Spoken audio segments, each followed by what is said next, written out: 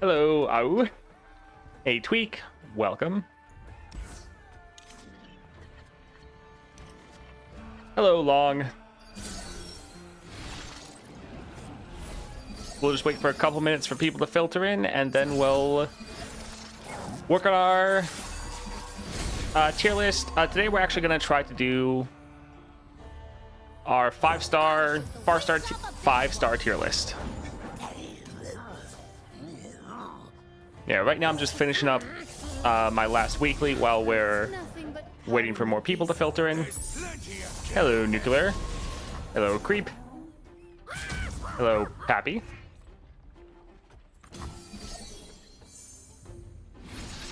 Yeah, Fiora's, or not Fiora, Misfortune is normally my go-to for like clearing the weeklies. Because often you can just put so much damage in the first round, you just end incredibly quickly. That's why I'm the captain. So I think for the 5-star tier list, what we're going to do is we're going to consider that champions have like all their upgrades other than the gemstones and 6-star, obviously, just to further differentiate them from the 4-star.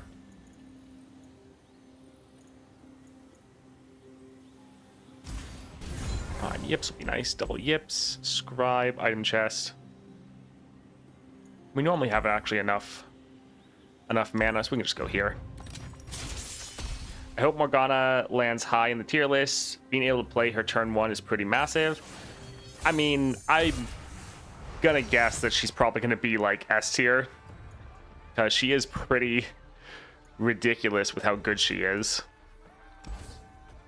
Yeah, she's very solid. And yeah, 5 stars. You can play her turn 1 if you want. You have your spell slinger, you have all your other upgrades. So yeah, we try to do the tier list faster than we did last week, but at the same time, we're gonna have to spend a little bit more time breaking down all of their extra powers. I can write it. Let's drop our Ashe. All the world on one arrow. You got caught. I feel like the champs that cost 3 will be ranked high because you can play them turn 1. I mean, any champs you can then play turn 1 will definitely be pretty high. Because there's also champions like Heimerdinger, where even though he's a 5 cost, with specific builds, you can easily play him turn 1. And then you can also squeeze in his champion relic. So the rankings for a lot of these champs should shift.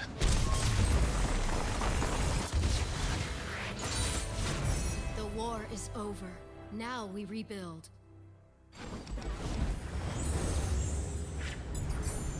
Any predictions for the new champ? I mean, just that it's probably going to be Fiddlesticks. We supposed to get the constellation shape reveal today, right? Probably. They normally do it on Fridays, so that wouldn't be surprising.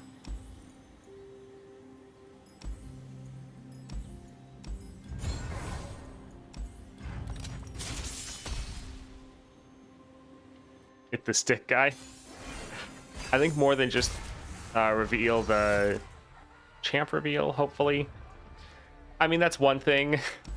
The constellation is going to be interesting to see how they handle that, because the constellation is based on the champion's art, but we don't have access to the actual art yet, so we can't actually... I mean, I guess we can look at whatever the art is, double check that it doesn't look like anyone. But yeah, it's not going to be the greatest for figuring out who the champ actually is. Hey there, little one.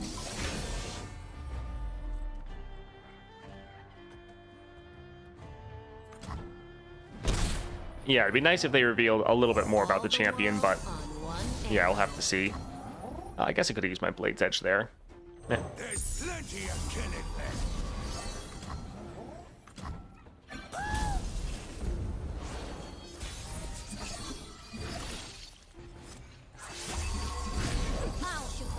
I like Misfortune 6-star, though Kaisa is my favorite. Yeah, both of them are pretty good. Kaisa's probably one that's going to be having the biggest improvement over last tier list, because yeah, she's going to be so much better. The plot is that the whole teaser is just for the new constellation, and they just released the champ like here you go, here's new champ. The war is over. Now we rebuild. Just trolling. Hello, Winston. Alright, so ad's gonna drop here in a moment. I'll finish this up. In the meantime, when the ad finishes, we'll go and take a look at the tier list and start ranking everyone. So if you need to go to the bathroom, go get a drink, anything like that before the tier list drops, go ahead and do that. Because yeah, once the ad break is over, we'll be jumping right in. Yeah, we're doing our 5-star tier list. Like, that's what the title of the stream is. Let's quickly get rid of a lot of these. Is the other champ patch new to Path of Champions or constellation for a current champ? It's constellation for one of the existing champions. So there's only one new champion coming this time. I have 85 Ionia crystal shards and nothing to spend them on. Oof.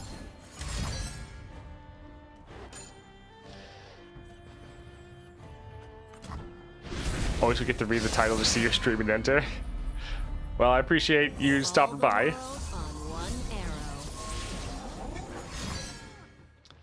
Well, typical Ezreal doing Ezreal things. Well, that sucks. Thought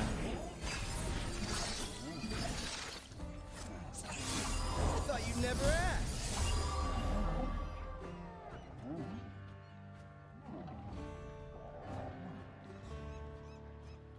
Can you fix the video on the YouTube? Not sure what you mean.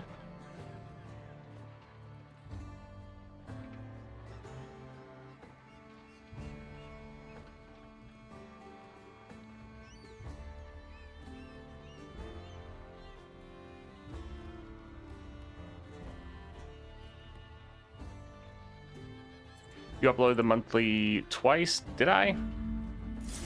I'll check that out. Let's go ahead and drop this here. It's not bragging if you can back it up.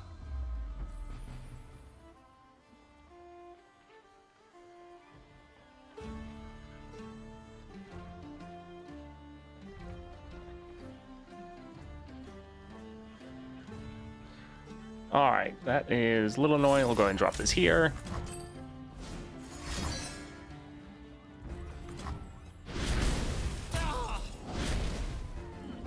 Nailed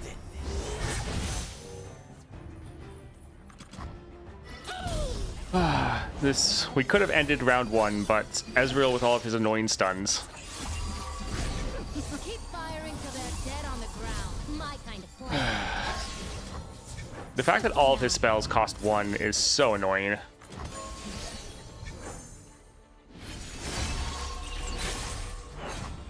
Okay, GG. Let's go take a look at the tier list.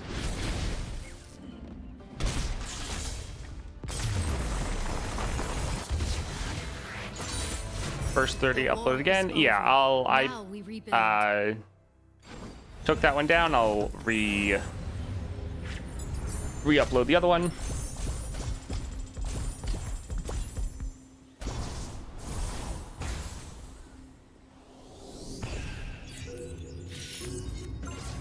So we probably won't be able to do the 6-star tier list next week because patch coming out, so we're probably gonna be too busy.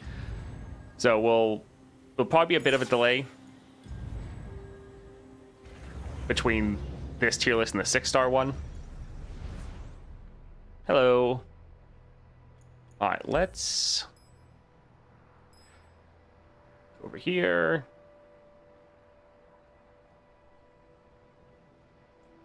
All right, so we have our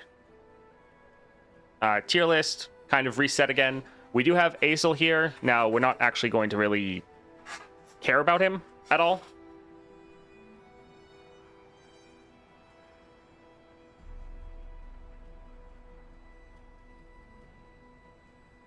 Let's just make this a little bit bigger. All right, so we'll go ahead and start ranking all the champions. Pretty much the same thing we did last time. Also, same to last time. We're going to be balancing out the tiers. And so all the champions are just related in power to each other. So just because a champion is lower or higher on the tier list, it's just how we feel like they're ranking compared to other champions. So all of the champions are very good, especially with their constellations. Just because we're ranking champions, like, people are going to end up in the C, D, and F tier just because we're balancing all the tiers. So we're going to move some people around as we put in other rankings. They're going to shift a lot, pushing some champions up, some down. So just because the champion's lower in a tier doesn't mean they're bad. It's just that we think that the other constellations are better. But all the champions are good. Don't get hurt if one of your favorite champions is bottom of the tier list. I know for me, like 3 of my favorite champions were in the D and F tier last time. So we'll go ahead and look here at Atrox. Also, we're going to be considering that the champions for their constellations, other than the gemstones and the 6-star, that they have all of their upgrades.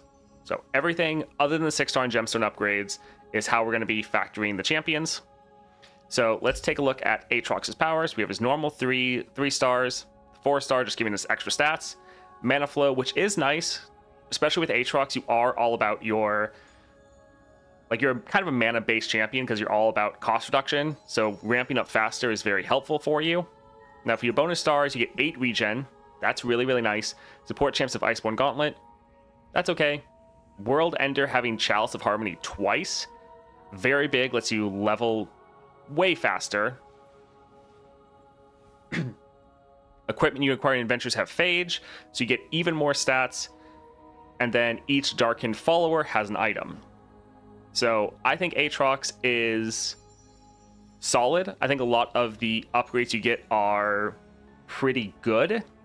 But last time, if we take a look at Atrox, he ended up being down in the D tier. I think a lot of other champions are still going to outshine him. But what do you think? Maybe start him off in like C tier?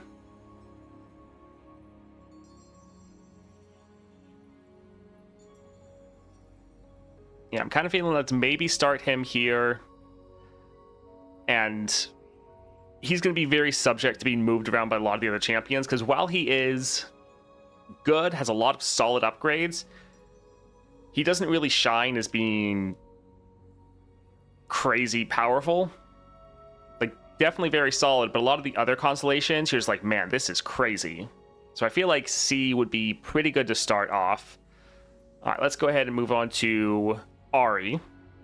And yeah, we're going to be trying to go through these fairly quickly. So let's take a look at Ahri now. Alright, so for her constellation, she gets Hold It, which actually does feel a lot better than you'd really think when you first see it. It's just a very solid power. Helps you speed, like, you're already a very fast champion, and now you also don't have to deal with often the enemy units for the first round. Pretty good.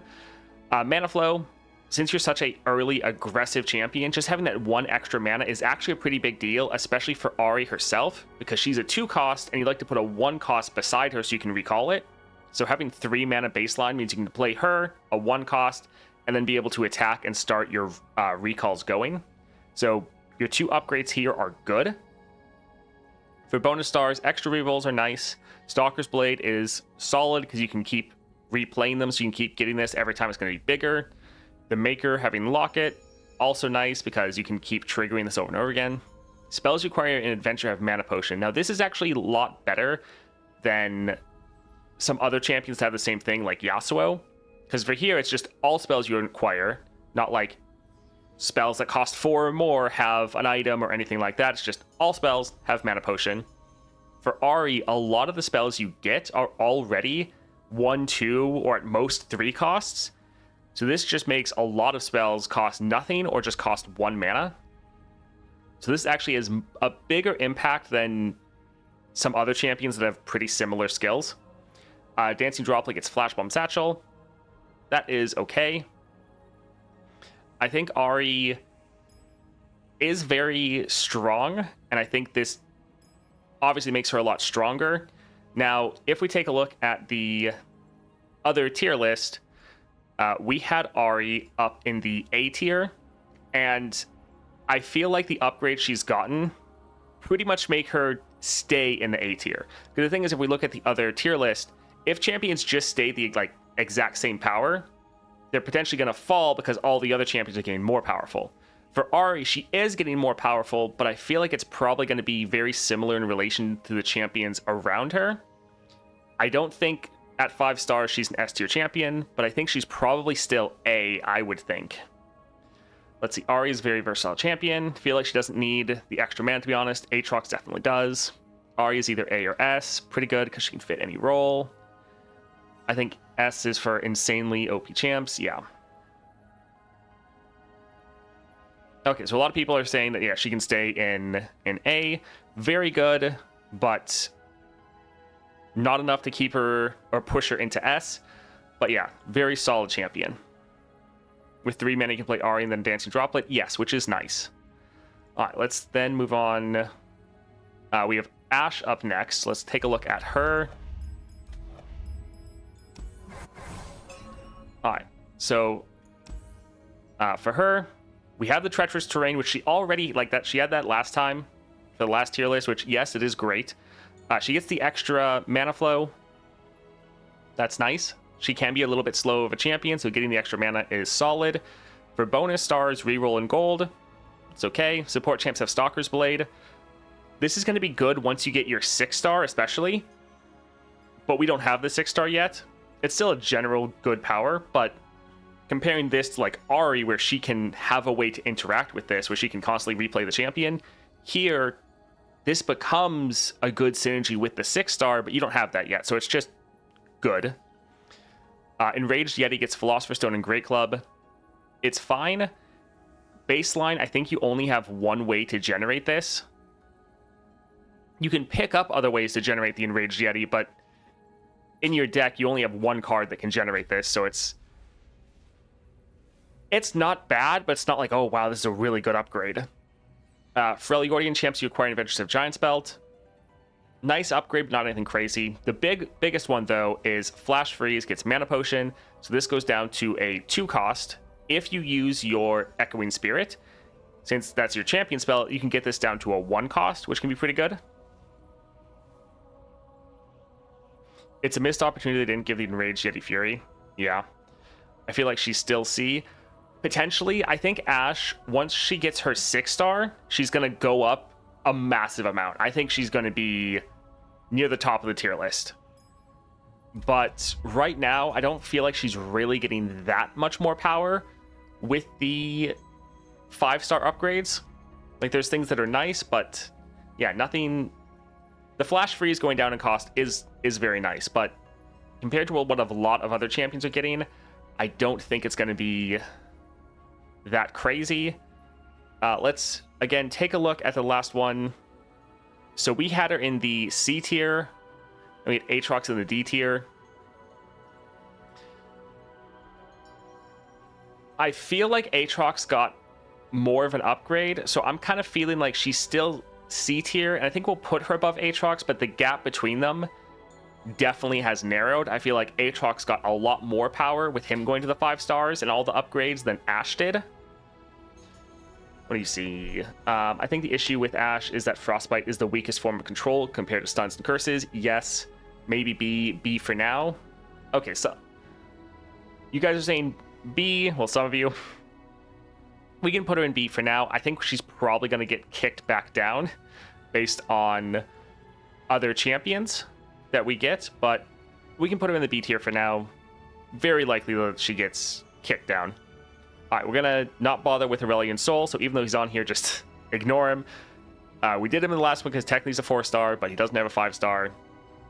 So let's go for Caitlyn. Like, she's probably going to be, yeah, going down. All right, so let's pull her up. Now, she does have some really good upgrades, though, so maybe we can get her a little bit higher, but we'll see.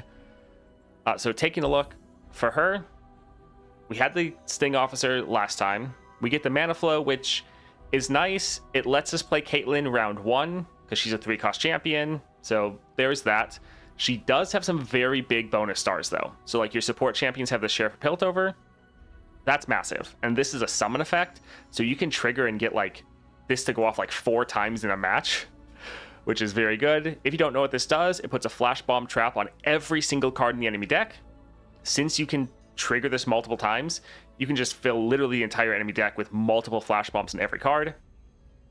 House Swamp getting Shadow Totem. Pretty nice because when this is summoned, you get extra Flash Bomb traps. When this attacks, you get more Flash Bomb traps. Good for a blocker, so that's really nice.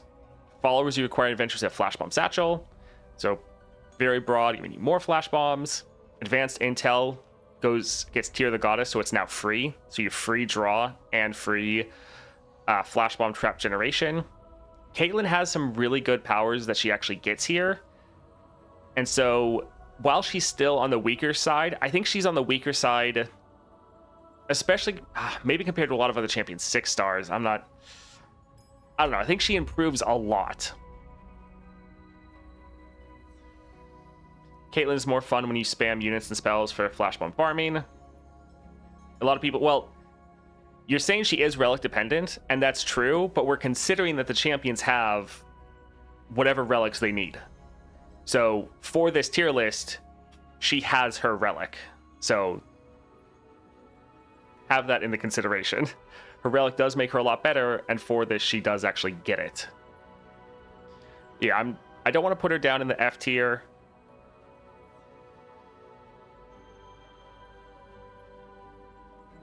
I'm not understanding the tier list. Ignores the path to the 5-star. Takes into account every upgrade before 6-star. Yes, so for this tier list, we're considering that the champions have their 5-star, and they have the upgrades other than the 6-star and the gemstones. I think, yeah, we can maybe put her in low C tier. She maybe will end up getting kicked down, but she does improve a lot when you get those bonus nodes. It does help you. Let's go for Darius now, and I guess let's actually, again, just take a little look. So Darius, we had him in the C tier right behind Ashe last time.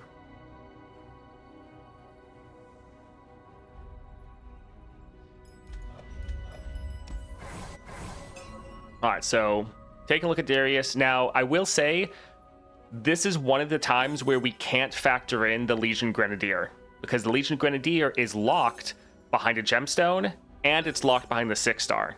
So for like pretty much every other champion, we're going to consider all their upgrades. Darius is one exception where he has an upgrade we can't factor in because it is locked behind the 6-star. So just if you have him at 5 stars, you literally can't get this. So that's going to be a big downside for Darius, is the fact that this is a very good upgrade. Legion Grenadier gain Ancient Coin takes it down to a 1 cost.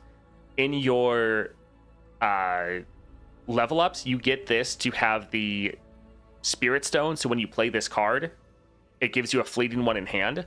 The fact that you have this given a fleeting copy, and it goes down to Ancient Coins, only costs 1, means you can very easily get just a tiny bit of cost reduction and have essentially an infinite combo with this card. So this is a big amount of power that Darius is missing because it's locked behind 2 very expensive upgrades. Anyways, moving on. Let's take a look. So we have Hold It. It's nice. Honestly, it feels better on Ahri, but it's still a strong defensive power. Mana Flow. It's good. Lets you get units out. You're trying to be very aggressive early, so extra mana is very helpful for that. For the bonus stars, Nexus Health and Reroll. It's fine. Support champs having extra stats is actually very good, especially the fact that here they don't get a Phage, they get a Colossal Hammer. This is really good for your 2-star because it makes it a lot easier to get your rally going. So this actually is a decent upgrade. Death's Hand gets Charging Sigil, some extra damage, not bad. Noxian follows you acquiring Adventurous F Pickaxe. This is also a good upgrade because with your 2-star, you're wanting to have your units hit that 15 total power so you can consistently get a rally off every round. So some of these are actually good upgrades. But then Legion Grenadier, which again, we're not going to factor in. So Darius, I think, does improve a good amount over just the 4-star and some of those bonus nodes.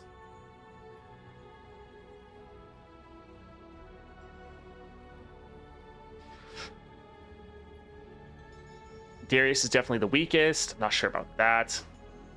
Hey guys, did you know that Darius 6-star is pure trash? That's what I've heard. Sometimes I hit the Legion spam. It's basically OTK turn 1. Yeah, that's such a massive upgrade, but it's so hard to get it unlocked, that is. They should have given Darius the power that increases your health based on your power. When they released Acel 5-stars instead of 1 mana gem, he should get Perfected Mana Flow. Just makes him win more, so probably see nothing's fundamentally changing. Nothing's changing massively, but it is helping you be more consistent. Having your support champs and Noxian followers both having extra power means you are more likely to get your rally off. I'm thinking we can probably put it in...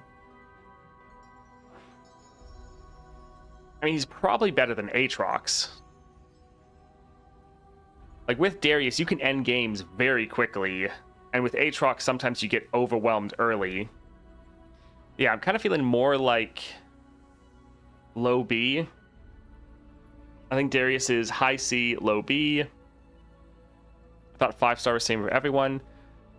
The 5-star is the same for everyone except for Kaisa. But yeah, for the tier list, we're not just like... The fact that everyone gets mana flow, it's going to affect some champions more than others. And then for some people, we're also, for everyone, we're taking into effect their bonus nodes, which are going to change things a lot. Take Atrox over Darius. With Starforge, you can start at 4 mana, and that's pretty good, I think. I think people need to stop playing Darius with Triple Z Drive. His Constellation is pretty good. I mean, Darius is one that can work with Z Drive, but also he's not... You don't have to play him with that. He does have some pretty good builds, and yeah, being able to start at potentially like 4 mana is solid. With Darius, you can just blow through a lot of encounters. I think he's decent. He gets a good amount of powers from the Constellation. It's not bad. Like, the fact that one of your nodes is locked is terrible, but the other ones you're getting is decent. I think we'll have him in B tier for now. Next up, we have Ekko. So let's go ahead. Actually, let's first look. So we had Ekko in C tier before.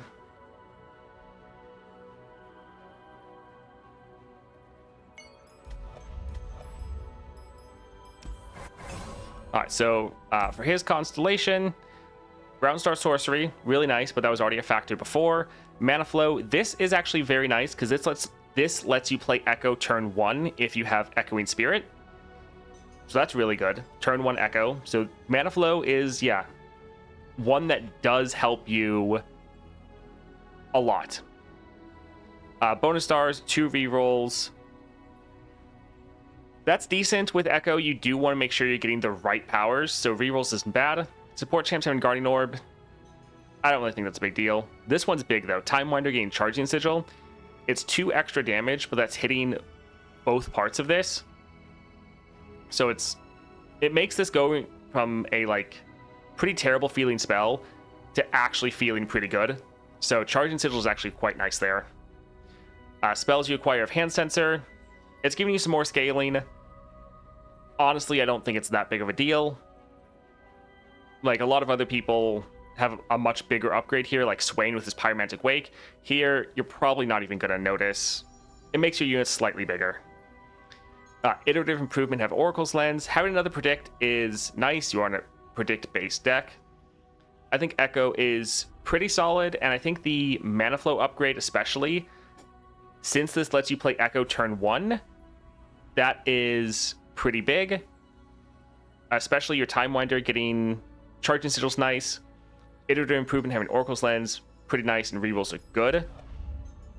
So yeah, I think Ekko is going to be pretty solid. I think I would put Ekko above Ashe. I don't think I want to put him in the A tier, but I think I'd maybe move her to like the middle of B and maybe put Ekko right like here.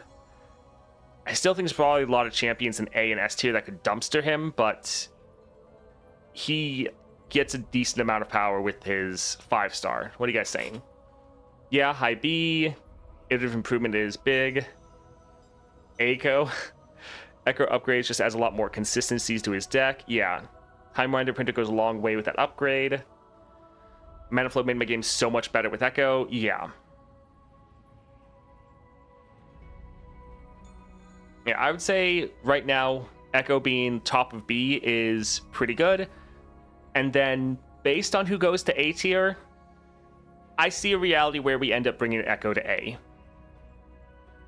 Now, if the A and S tier gets too cramped, he might have to fall, but he's probably going to at least be at the end of B tier. And yeah, he could make his way up potentially. But Ekko, pretty good. He gets a good amount of improvement with the 5-star. Especially being able to play him turn 1 is very, very nice. Next up, we have Gwen. She's going to be pretty high up there. If we take a look at the other one, we had Gwen in the A tier. So let's go and take a look at her.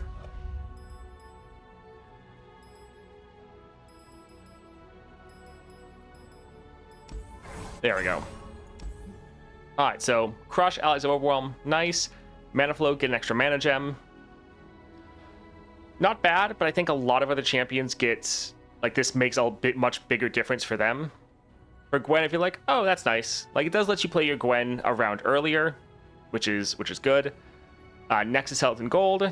Extra Nexus Health is solid since it lets you heal up more, or it lets you take more hits before you have to heal. So this is nice. Support champs having heavy hands. This is kind of a crazy upgrade. Normally you don't actually need it, but if you're in a situation where you like haven't drawn your Gwen or something, this could really help. So not bad. Also, maybe you get like Corrupted Star Fragment on your Gwen and you try to eat them for the double attack. It is a very good upgrade. Normally you're not needing it, but it is big. Sapling Toss having Hextech Fabricator rank 2. Again, nice. Followers you acquire in adventures have Miraculous Melody, so Hallowed, just helping you stack up a little bit faster. Ghastly Band and Skirmisher Saber, this one is big. The fact that you get Overwhelm and you get this upgrade, this is the biggest deal to make sure you're getting the best trades possible. This is actually very big. Yeah, I feel like Gwen, she's already very strong. She gets some very good upgrades here. I feel like she's probably just going to stay in the A tier. She's super consistent, very good. Probably still not strong enough to go to the S tier, I wouldn't think, but she's probably pretty close. Let's see what you guys are saying. Gwen is quite strong, but most matches rely on her as the win con usually. Yes, except she does have backup win conditions. For one, your support champs having double attack, kind of a backup win condition, but then also you have Atrocity in your hand, which is another fantastic backup win condition. So Gwen has some fail-safes to help you there. Low A, high B maybe, she's super solid. Biggest issue is the hallowed farming. Even when Gwen hits the field, you would only have 2 to 3 at most. Low A, high B for me. Okay. I think then, yeah, for right now, let's put her at low A, and then see how she moves around based on the other people. The card I hate in the Gwen deck is the SI guy that revives. All right, next up we have Heimerdinger. He's probably going to be pretty high in this list. A lot higher than he was last time, I think. So yeah, last time he was in like the D tier. I think that's going to change. So let's go ahead and take a look at him. So for his Constellation, pretty much just giving you a whole bunch of tech. So when you summon a created ally, grant it 1/1. Mana Flow, this is big because it lets you go for the turn 1 Heimerdinger build with his Epic Relic. So you get Swain Relic, Packed Powder, and his Relic. So you play him turn 1, he counts as tech, your Nexus has tough. Very, very good. Gives you a lot of power. Bonus stars, reroll in gold. Support champions have tech. Hex Obliterator gets 4 extra damage, so that's nice. Makes this a very good removal spell. Follows you require, that costs 3 or more. Again, have tech. Concologist is tech, so pretty much just everything gets tech. So as you play created cards, they scale up in power, but then also they're all benefiting from your 1st and 3rd star power, so that the upgrades that you're getting, which count as auras, so essentially even if they get silenced, they still keep them. It makes this go from just your turrets getting the upgrades to pretty much every single unit you play getting the upgrades. And the fact that you can play Heimer with his relic turn 1, I think is very, very good. Heimer can play turn 1 with Plunder Relic, your tech basically, Donger for B, I think. I feel like he might be approaching A. Yeah, I would say Heimerdinger is high B, maybe low A. I think he is a lot better, especially considering your upgrades are now hitting all of your units. He's going to count for his upgrades. You're playing him turn 1. You have really good survivability. The fact you're draining 5 at the start of the game. Your Nexus has tough. He's very hard to kill. This is going to be that's very difficult, because I know a lot of people really like Ekko. Do we want to put him above Ekko? His biggest problem is being slow. It's pretty major. Yes, but that really turns around with this build. His entire constellation is just you have tech, it's okay, but it's basically as if he was 1 bonus star behind Ashe. Oof. I don't think Heimer's above Ekko. Yes, but aren't you also the person that thinks Ekko is S tier?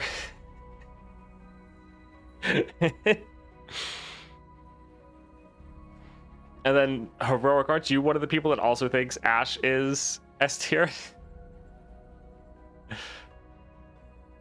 Below Ekko, I think. Not everyone have that build to play Tournament Heimer. I mean, yes, you're right. But we're trying to factor in that the champions have their best builds available to them.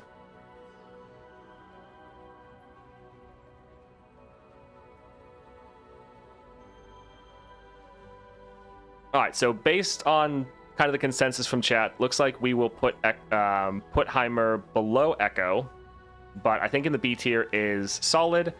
And yeah, I think he's right around this range. I think for some people, he's going to be low A.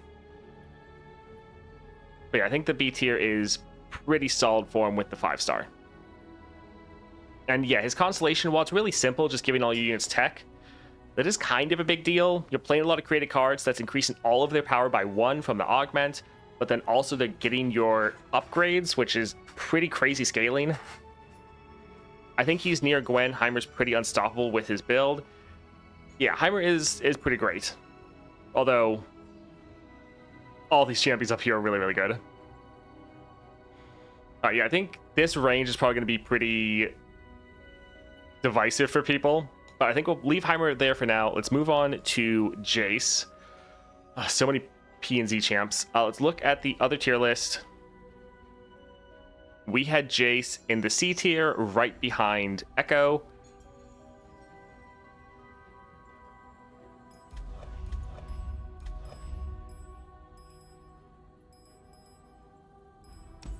All right, so let's go ahead and take a look. So game start, summon 2 Gearheads. Game start, get an extra mana gem. This is actually going to be pretty good for Jace because you're trying to play your 6 cost spells. That's what your whole build is built around. And so getting an extra mana gem means you can play those just more consistently. This also means that if you need to pass turn 1, turn 2, you're already dropping 6 cost spells. So mana flow, a little bit more important for him than some other champions. For bonus stars, reroll and regen, it's fine. Support champs have Iceborne Gauntlet. Again, it's a fine upgrade. Here, Forge Worker has Phage. This is actually a lot better than like the upgrade for Ashe with the Yeti, because you have multiple ways of making Forge Workers. So the fact that they all get the extra 2/2 in stats is pretty nice. Spells you acquire in adventures that cost 6 or more have Elixir of Sorcery. This one is big because your star powers are based on playing 6-cost spells. This makes those effects go off twice. So this is a pretty massive upgrade. Financier gets Crystal Carrier, lets you get an extra mana, more likely to play your 6-cost spells, lets you ramp up to activate your Chemtech Duplicator. So some pretty good upgrades overall in the constellation. I think Jace is pretty good, and I think he's probably right around that same area as Heimerdinger and Ekko. I hate Jace will not give a biased opinion. Yeah, I know a lot of people are like that. I don't know, his constellations are pretty good, but now if he's B material, he gets moved to B for sure. Manifold vote for Jace is huge. Jace over Heimer. I would kind of agree with that, yeah. I think Heimerdinger, I think all of these champions are very good. I think these 3, P and Z, are all... I think this is very much going to come down to your personal opinion, your order of these 3. I think some people think Ekko is going to be the best, some think Jace will be the best, and same with Heimerdinger. So these 3, in my opinion, are all pretty much like tied for the top of B. I think higher than Ekko since you can play 6-cost turn 2, Mana Flow, duplicate spells, Crystal Carrier. We may need to move everyone down here to make space. Possibly. Yeah, I do kind of like... Last time I let chat talk me into putting Ekko higher just because Jace didn't have his effect of getting double spells. Also, it looks like ad dropped, so we'll just hold off and pause and wait for anyone that is stuck in the ad. But yeah, I think... Yeah, Jace is very good. Also trigger Chemtech faster, which is always fun. Yeah. I think Jace, for the 5-star and the bonus nodes, gets more bonus power than Ekko does. But Ekko also gets a good amount from the mana flow.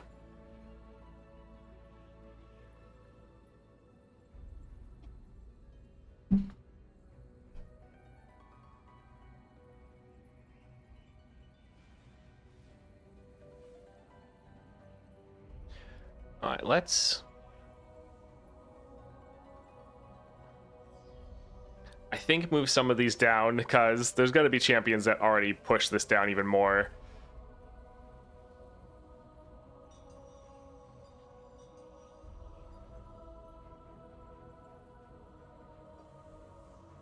All right, everyone should be back.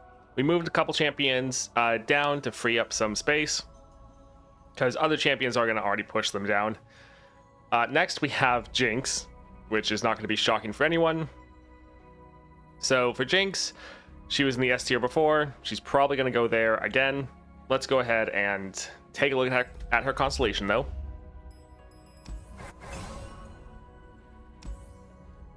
All right, so sorcery, really nice. Mana flow, solid.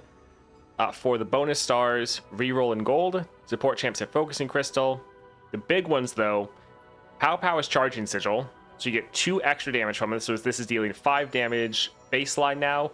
You're normally going to make a whole bunch of Pows because you're going to go for Jinx discarding her hand to make Pows. So getting extra damage right here. Very, very good. And then damaging spells you acquire in Adventure have, again, 2 extra damage. Really good. These are the 2 main ones you're really going to be using. And then we also have 200 gold. So some of the upgrades are fine, but you're normally not really going to notice. Like support champions having focusing crystal, you're rarely playing your support champion, so it's honestly not going to matter. The extra mana flow, normally for Jinx, you have enough mana with the sorcery that you honestly don't even really need the mana flow.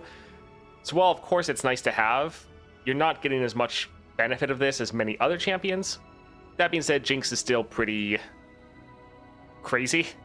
Although I will say, without having your 6-star, some of these upgrades are not as good as other champions.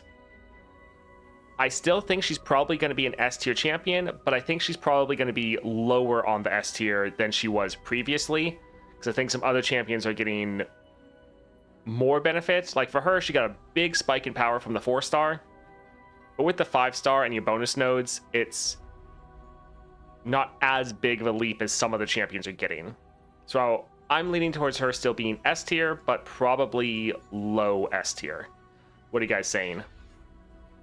We need some S tier champs. S, S, S, low S. Don't even notice the extra mana. Yeah, I think let's put her here for now. S tier, but probably going to have other champions that are potentially stronger than her in the S tier. Next up, we have Kaisa. Kaisa should improve a lot over the last tier list. So Kaisa we had at the very, very bottom, which is kind of sad. But let's go take a look at her in game now. So for Kaisa, you get a lot of upgrades. For one, you get the only special 5-star. So +2 starting mana, and then allies with 3 or more positive keywords have 2/2. Now allies with 6 or more positive keywords have 4/4. This is really big. Like, you're literally getting more power from your 5th star than anyone else in the game. Literally the only one that has a 5-star that's not just mana flow. So you're getting the extra mana, but then also you're getting more scaling on your units, and this also makes effects like your 4-star now actually be more meaningful. As far as some bonus stars, Nexus Health reroll, support champs have Hunter's Machete, decent keyword, a keyword you can then steal and put on your Kaisa, and just is going to give them more scaling because it's another keyword. Elder gets speed wraps, so this unit is already getting, like, I forget if evolve counts as a keyword. I don't know if evolve counts for evolve, but you get spell shield, you're going to get fury, and you're going to get speed wraps, so this gets 3 keywords other than evolve, just baseline, so that's really good. Balls you acquire have bright staff, so both stats as well as more keywords, and then your second skin gets hand sensor. Now Kaisa does give a massive amount of power from her 6-star, which obviously we don't have yet. But as far as upgrading to your 5-star and getting your bonus nodes, she gets a lot more power than many other champions. So while she still is going to be in probably the bottom half of champions for the tier list, I don't think she's definitely the bottom anymore. Yeah, I think a lot of these upgrades, like, you're just getting a bunch of more keywords like quick attack, spirit, scout. You're going to be able to trigger your evolve a lot easier. You're going to get a lot more stats. Now let's see what you guys are saying. Hey, look, we agree. Oh wow, Kaisa at the bottom. Kaisa redemption arc, epic Kaisa comeback. Should probably go up a few spots, definitely. Evolve don't count. Okay, that's what evolve counts for the 2 and 5-star. Okay, that's good. Kaisa's definitely better, but it's still difficult to get 6+ keywords on everything but Kaisa herself. Oh, the 6+ keywords, that's not going to trigger on most of your units. That's definitely true. But you can still get that to happen, especially on Kaisa. Kaisa can be played turn 1 or 2. D, C, low B without her 6-star. Hard to proc the 5-star on her units. Yes, I think this is setting her up for the 6-star to skyrocket her to, like, A or low B, but she's not there yet. She's improved, and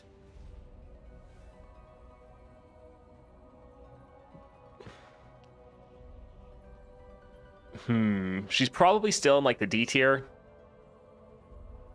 We could put her, well, what do you guys think?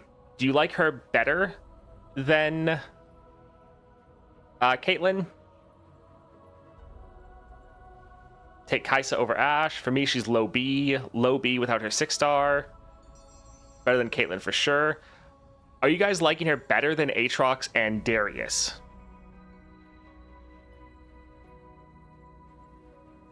Probably mid B. On the other hand, Kaisa is one of the champs that benefits the most from getting the force mana with gauntlets. Yes, bring Kate down to D so she's a friend together. I feel like Atrox, Darius, and her all sit together, Better than Atrox for sure. He's still bugged. I thought they fixed at least the most important bug. I think we'll move Caitlyn down, sadly.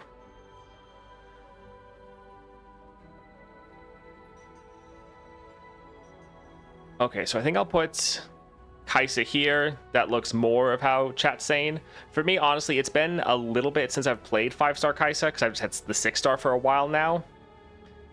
Yeah, with the... You can go for a Starforged build, so you can start at like 4 mana, which is pretty big, so you can play her like turn 1 or 2. Caitlyn is now Datelyn. Atrox still has the Phage bug? Oh, I thought they fixed that.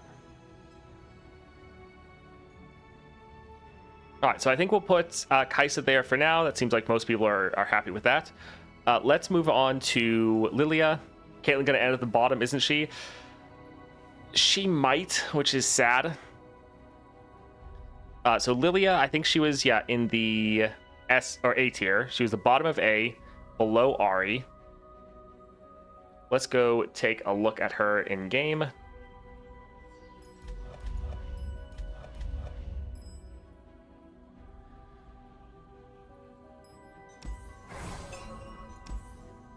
Alright, so Overwhelm, Mana Flow. Mana Flow is nice. She is a 3-cost champion, so this does let us play her round 1.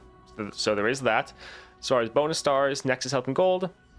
Nice. Support champs have Stalker's Blade. You can trigger this a bunch of times because you can resummon your units with your sleep. So, again, good synergy there. Dreamlight has double time. Makes it actually playable sometimes. Falls you acquire that cost 4 or more have Pickaxe. I feel like quite often you don't really want followers that cost 4 or more. So this one I feel like isn't the greatest for you. Big one though, your Dream Laden Bow having Stopwatch is massive. This is a huge buff to you. Being able to go with a slow speed spell to burst, so you can actually use it to respond to whatever the enemy is doing, or just play it back to back in the same round, can be very good. So I think she has some solid upgrades. I feel like she's probably still an A tier champion. What are you guys thinking? Still high A, low S? I don't think I want to put her in S. For Bow Burst alone, she's S. Turn 1 Lilia spamming. I'd put her in A above Ahri. A for sure.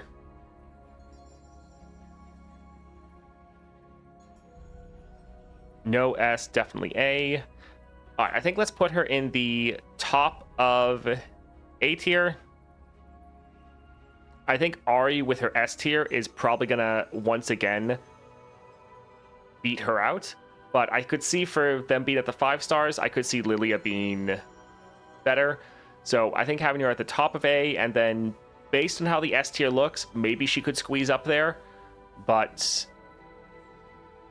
yeah, we'll see. I think A for now is pretty good. Yeah, Ahri's upgrades honestly aren't that big of a deal for her bonus stars, whereas for Lilia, she actually gets a decent amount of them. Alright, let's talk about Lux Illuminated. She's probably going to be very high up. Last time we had her in A. So let's take a look at how she's holding up now.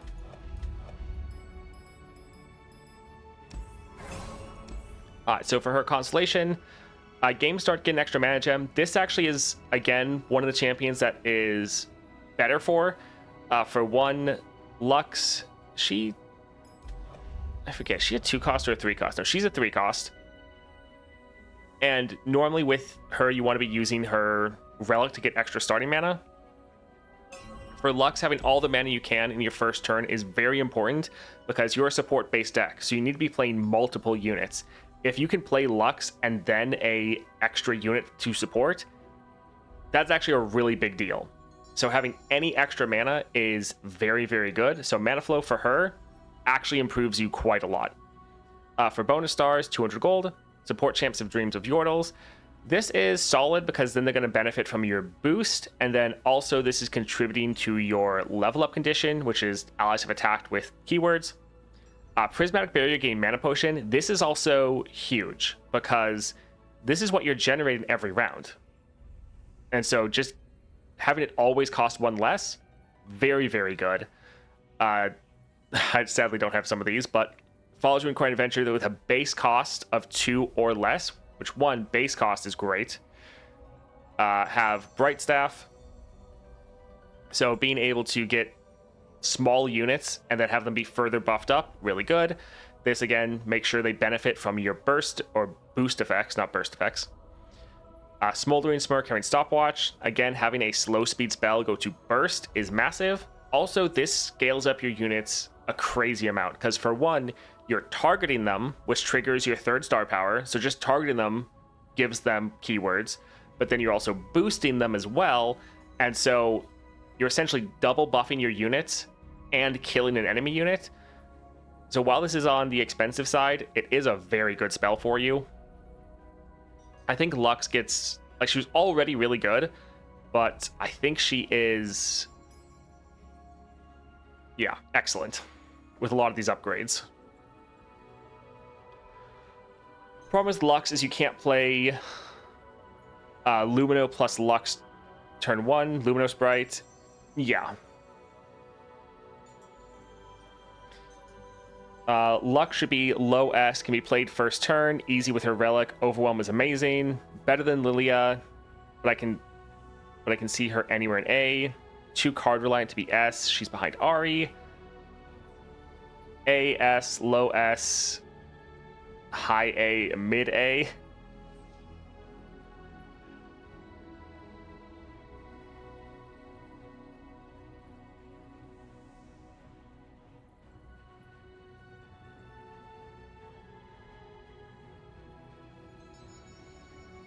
All right, one moment.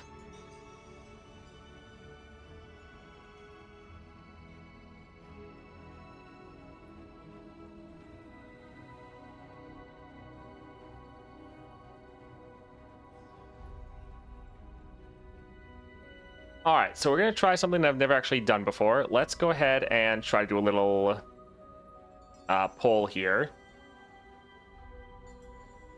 So go ahead and vote. Do you think Lux Illuminated is A or S tier?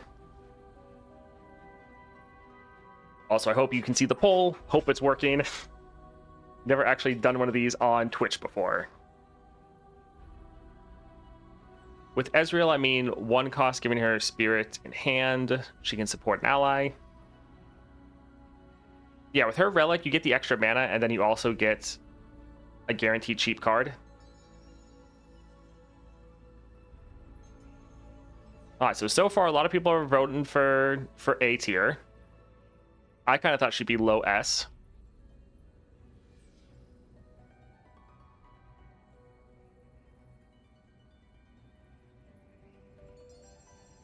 Alright, just a couple more seconds to vote if you want to vote. Alright, so the A's definitely have it. So we'll go ahead and first ever poll, yeah. I think we'll put her in A. I kind of feel like she's better than Ahri at 5 stars. Lilia, I feel like Lilia's a toss-up. I feel like that's going to be very, yeah, I feel like that's going to be very personal preference. Kind of want to put her higher, but I think this is one that's really going to be, yeah, based on personal preference for people. All right, Misfortune is up next. Let's go ahead and take a look at her in game.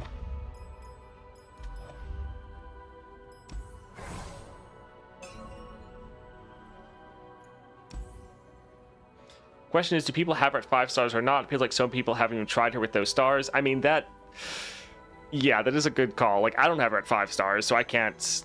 That is one that I'm really having to rely on chat for. All right, so yeah, we have our yips now. We have mana flow, so gain extra mana gem. Really nice for Misfortune. You can play your turn 1 baseline, but also you're a very early game aggressive deck, so any extra mana to get out units is excellent. As far as bonus stars, reroll and gold, fine. Support champs having Hunter's Machete.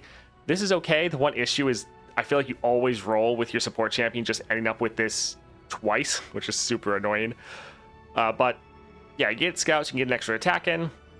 That is solid, especially with your second star, because when allies attack, draw a unit. So essentially, it also gives you more draw. Make It Rain has Charging Sigil. Pretty nice. This also helps your champion spell, because that's Make It Rain. Falls require an adventure that costs 2 or less of studded leather. Again, focusing on getting the smallest units possible and then make them really big. Big one though, Powder Monkey has Skirmishing Saber. So you always get a Challenger Ephemeral unit every single round, which is bigger because of your 4th star, your Yips. I think Misfortune is very good with a lot of these upgrades. I think her 6 star makes her way better.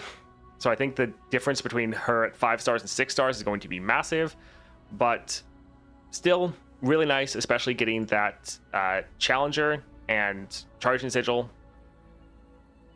Both pretty good.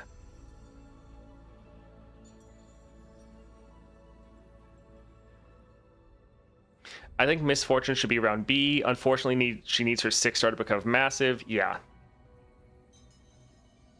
Stars don't get around her inconsistencies. For Lux, she's C tier. I think you're now talking about Misfortune.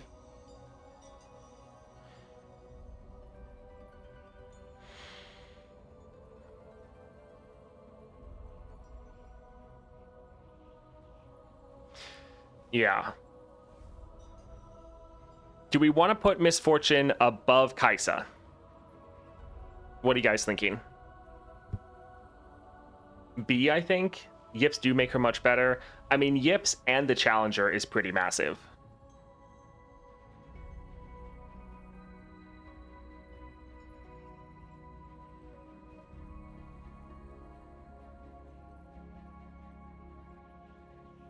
Above Kaisa, yes. Can't say about Ashe. Well, let's not do that. It's over here.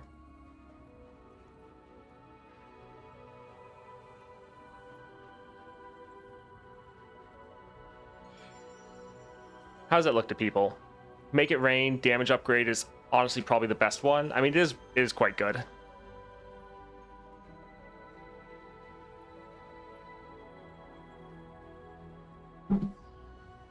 All right, most people seem happy with that there. Granted, a lot of these are probably going to get pushed down. Next up, we have Morgana. She's probably going to go back in the S tier. Yeah, last time we did have her in S. And also Misfortune, I think we forgot to look. We had her down in the F tier. Pretty rough. But Morgana was up in the S tier. Let's go ahead and look at her in game.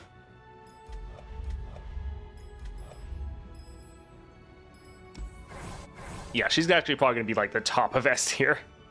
Looking at her constellation, so you get Spell Slinger. All spells cost 1 less. You had that last time, but still. Game start, get an extra mana gem. Very nice. Lets you play Misfortune turn 1 if you want with different builds.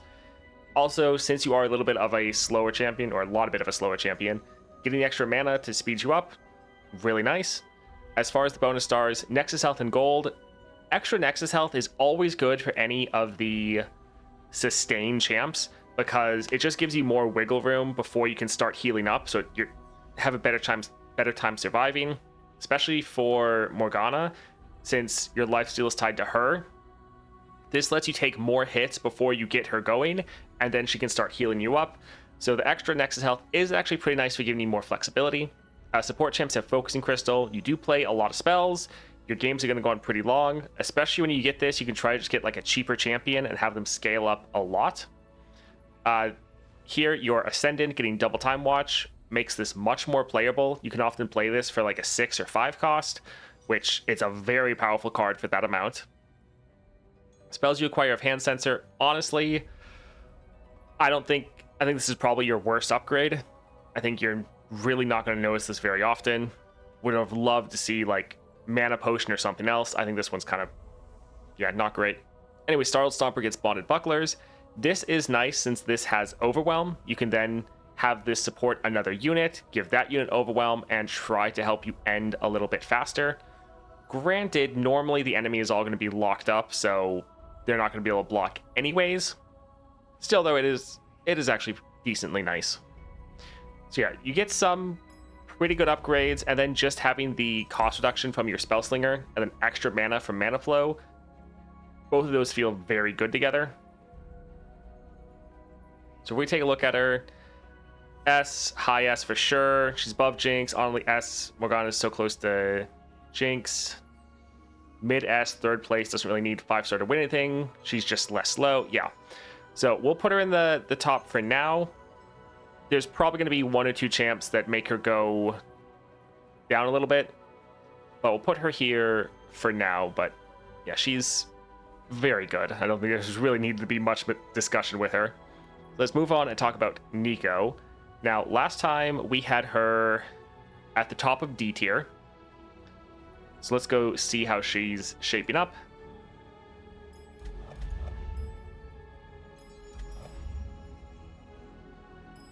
Oh, no, that's wrong. That's the wrong furry. Let's... No, we went past it. Right. I really wish they had a filter or something. Oh, she's up here at one of the upgradable ones. New hint on Twitter. Okay, we'll look at that after this. Alright, so we are able to get mana flow, which is nice, especially with our cost reduction. This does help us be a lot more... Well, it just helps our early aggression, helps us get more units out, flood our board more, and try to level up our Neeko even faster, which then can give us some pretty good scaling. So mana flow is nice, definitely. As far as bonus stars, reroll and gold, I mean, always good to have. Support champ having Dragon's Tooth. This means that they're going to have a subtype, so they're not going to count as a shapeshifter. So that's good. That being said, normally Dragon's Tooth is, or Fury, isn't that difficult to get because you already have some other units that have it. So it's normally not giving you a new subtype that you would probably struggle to get, but it's nice. Bonehide Triatail getting Skirmish and Saber. This is your big Overwhelm unit, so it is nice that this has it. Obviously feels a lot worse than like Misfortune with all of her ephemeral, her monkeys having the Skirmish and Saber. Still, though, you get what they were going for. It works out decently well. Here you have it so these subtype followers have studded leather. I kind of just wish it was all subtype followers. I don't think they needed to try to make it smaller like this. I just think going for subtypes would have been better. Still, though, a lot of the subtype animals do get studded leather, so that's okay. Wallop, though, gain Charge and Sigil. This actually does help out quite a lot, and you can actually use this as a removal spell now. So it's...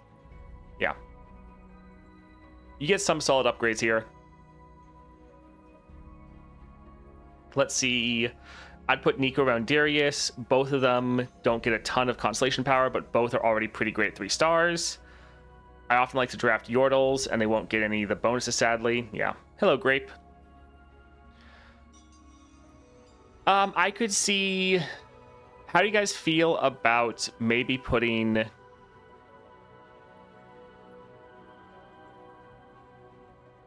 Neeko, like...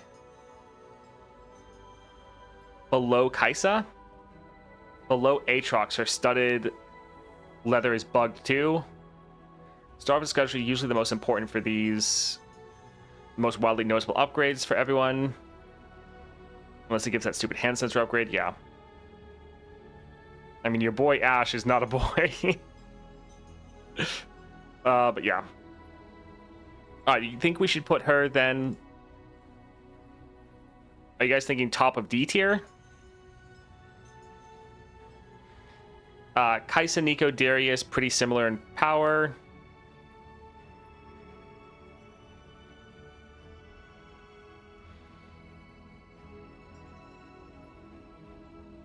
Alright, top of D.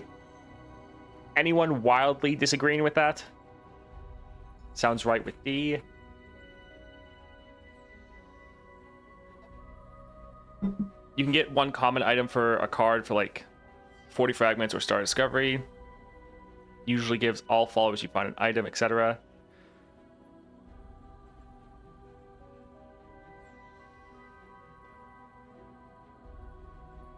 Yeah, some of her stars of discovery aren't the best. All right, I think we'll put her there for now. Seems like most people are okay with that. I'm gonna go look for Twitter.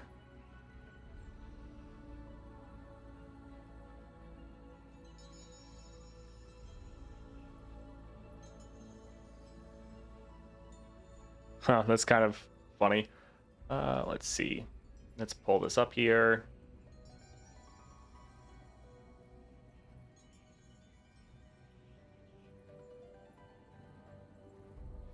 All right, so here is the new one. So 9, illume the first to see your end, close your eyes and count to 10.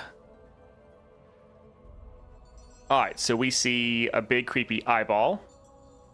And here we see the actual, like, the full artwork. Darius mourning his wife. Diana not liking the sun, being terrified of it. Alawi freaking out of having a loss of control. And then Lux Illuminated is being blinded and has a big creepy eyeball staring directly above her. The eyeball makes me so confused. Yeah, that is an interesting one. Fiddlesticks, the first of 10. Yeah, the fact that it's counting to 10, that's kind of the biggest thing that makes it seem like it's pointing towards Fiddlesticks and away from anything like Nocturne. Is he mourning his wife, or is it a Noxian flag? I mean, maybe it's a Noxian flag, but I think it's more of like a scarf that his wife was wearing that probably had it on it. All right, looks like ad dropped. I was 100% sure it was Fiddle, but this doesn't look like Fiddle at all. Yeah, that's... Yeah. Yeah, ads dropped, so we're just gonna pause and wait here.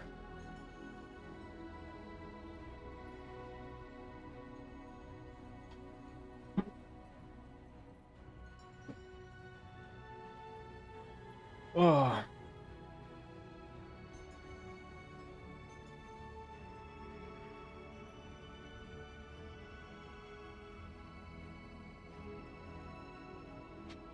Cthulhu confirmed? I mean, maybe.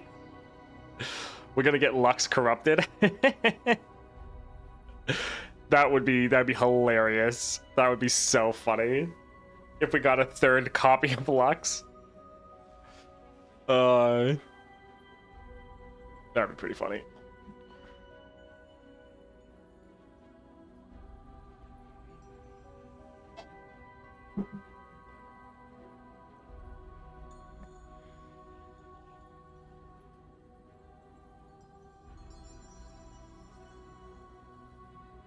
The color scheme and the eyes, I would even say Swain's demon. Yeah, the color scheme does definitely look more like Swain's demon, although his demon is a bird, so we kind of don't have that. I mean, the eyeball is kind of birdish.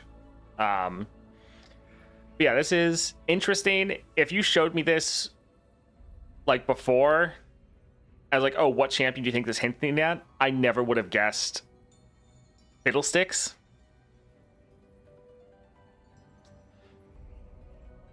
The first champ that came to my mind is Belveth. Why, I don't know, though.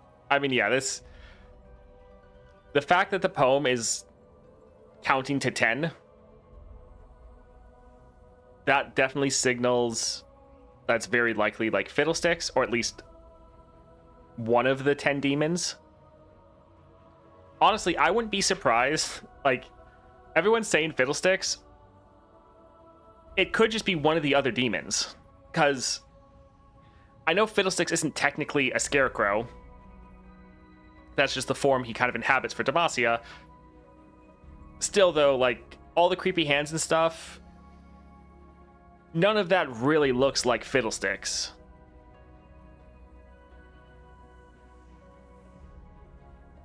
Someone said Needless Demon has a relationship with hands. If they release a new demon or a fucked up Fiddle, yeah.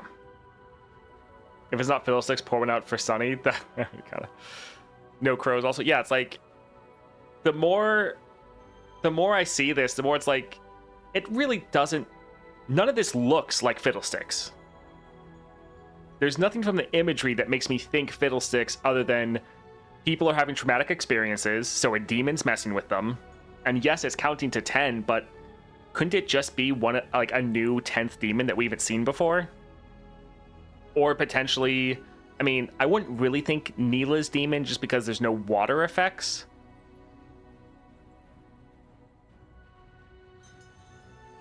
I'd take any demon, to be honest. More lore is welcome.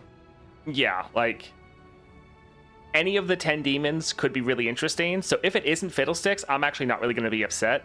But all this artwork, all the creepy hands and stuff, it's like, sure, they're creepy, but none of it ever makes me think Fiddlesticks.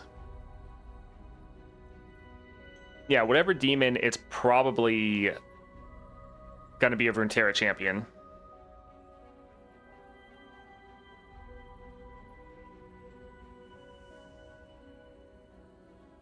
The overlap of Nightmare fears with Nocturne and Fiddlesticks, it'd be weird if it was neither of those two. Time to save Runeterra Duckfeet then. Yes, it does have overlap with Nightmare and Fears. I would kind of say Nocturne is completely counted out though, because since this is counting to 10, and there's like the 10 demons of fear, Nocturne isn't one of those demons, so I feel like it can't be Nocturne. Yes, it still can be Fiddlesticks, but if it is, I feel like they're going in a very different approach with him. Yeah, Nocturne is a lesser demon, like, I think Evelyn is the same. They're both, you don't want to mess with them, but they're not one of the 10 greater demons. Isn't it like 10 lesser and 10 greater, I think, maybe? Yeah, so I mostly think Fiddlesticks just because everyone else has been saying Fiddlesticks, and because that's what the rumor was of what they were going towards. To be honest, though, other than the fact that it's counting to 10, I haven't seen anything that makes me think Fiddlesticks. So they could have just been going for one of the demons this whole time. I mean, yes, this looks like a pretty scary image, and he's the demon of fear, so there is that. That's the one thing, is like, people are having a bad time, so it could still be him. But yeah, all the arms and everything, the creepy eyeball. It's like, I guess, but who knows? Could be Baron Nashor, the hands. Yeah, that would be funny if it was. Fiddlesticks is pretty much the personification of fear. It isn't just a creepy scarecrow. That's just the form we've seen in the past. Yeah, and so if that's the case, it's like, okay, they've kind of gone a different direction, which is fine. Yeah, it's still never really made me think like, oh, this is definitely Fiddlesticks. All right, let's keep going with the tier list. Probably later they're going to release the champion art. So when that happens, we'll again go ahead and take a look at it. But we just did Nico. So next up we have Nora. Last time Nora was in the solid middle of B tier. So let's go take a look at her. I would be 100% surprised if it were someone else. Yeah, like, yeah, potentially.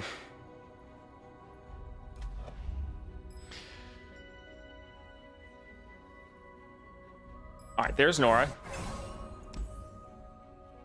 All right, so mana flow, game start, get an extra mana gem.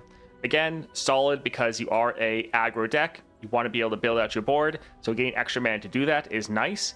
And then from your 2-star, it's about playing cards with a base cost of 4 or more. So getting extra ramp to play those round 1, especially with your champion relic, is pretty good. So mana flow is actually quite nice for you. For bonus stars, 200 gold. Support champs have portal pals. Honestly, I don't know if I've ever actually played one of the champion or one of the units that came out of this, or if I have, it's very rare. So yes, it's creating units for you to play, but it normally doesn't ever matter. Yordle Captain is Pyrrhic Scepter, another card you very rarely play. Yes, it has a 4 cost of above 4, so it does give you another portal, but still, normally you don't play it that often. Balls you require adventure that have a cost of 4 or more have ancient coin. This is nice because this ties into your second star of, again, playing things with a base cost of 4 or higher. So lets you play some more expensive units. Cosmic Binding has Charging Sigil. This one actually is nice because it makes your Cosmic Binding not useless anymore. But a lot of these upgrades are fine, but quite often some of these aren't even really going to have an impact on your games, to be honest. Nora still has some really good power, but I think when she was at, like, compared to 3-star champions, she was like A or S tier. But I feel like with the Constellation, so many other people just get better upgrades than she does, and so she just slowly falls behind. So I think maybe you, like, put her in the B tier again.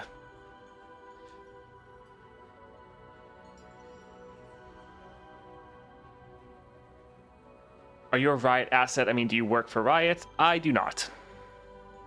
If I did, that means that they'd have to pay me, right? I wish.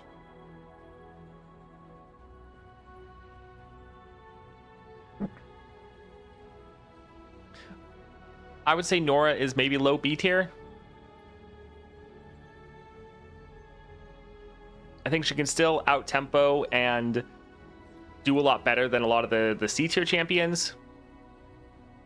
You do struggle against crazy enemy scaling, though, but I don't know. With Nora, she's one that kind of just stomps a ton of adventurers until she doesn't. So she's really good until she's not.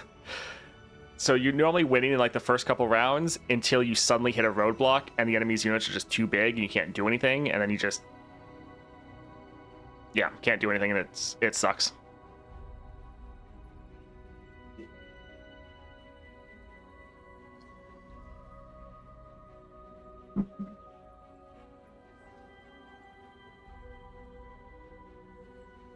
The rest of B tier scales better.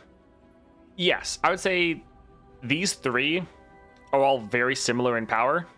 There is definitely a gap here. And then there's Nora. I put her below Ashe. The impact with Nora Relic helps with tough encounters. That is true.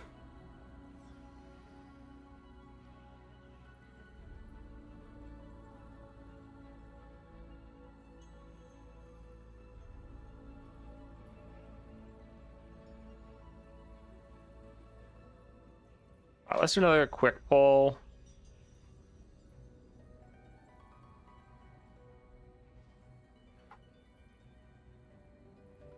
All right, so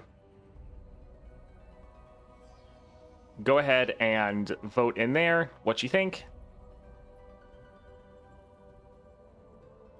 Do we want to put her below Ashe or above Ashe? I have to leave for a meeting. If I don't come back, have a nice weekend. Thanks, you too. Morgana still S tier? Yes, definitely. Morgana actually gets a lot of good upgrades from her Constellation.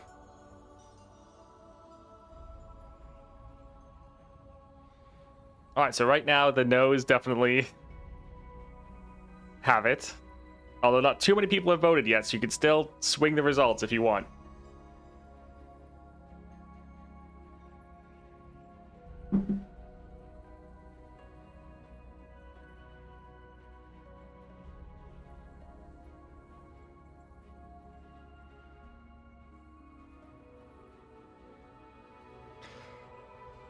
Alright, so the no's have it. So most people think that no, Nora is not below Ashe. So I think we'll leave her here. We let chat decide. So let's move on then and look at Pyke. So Pyke was pretty low last time. He was down in the F tier, sadly, even though I really like Pyke. I think he should move up a good amount. I think you get a lot of upgrades from your Constellation. So let's take a look at him in game. I think he'll be improved.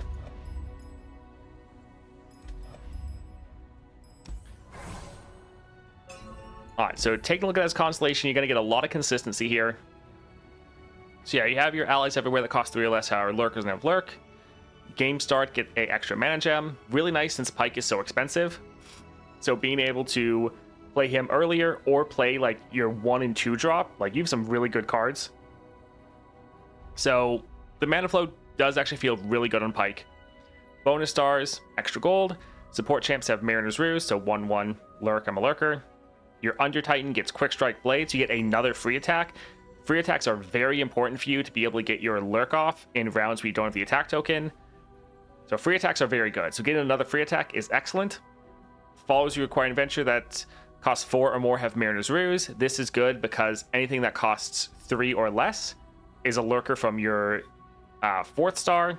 And then anything that costs 4 or more then gets the 1/1 in Mariner's Ruse. So again, pretty much anything you're acquiring is getting the lurk.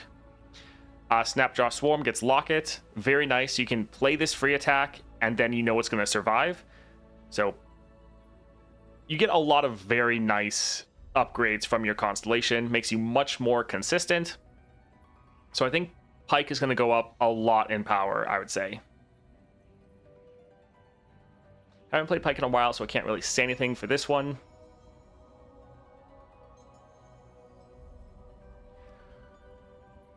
For me, I think I would put Pyke above Nora, above the C tier champions, and probably below these here. I like him a lot. I think he's very good. He has really good scaling. And then also remember, Pyke has his board wipe effect. And then you're getting a lot of scaling from your lurk, and your lurk is way more consistent now.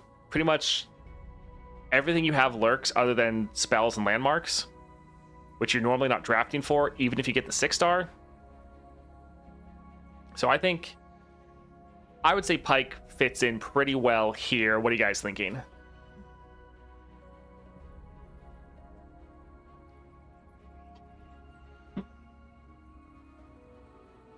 Also, 10 Doku, thank you for the follow.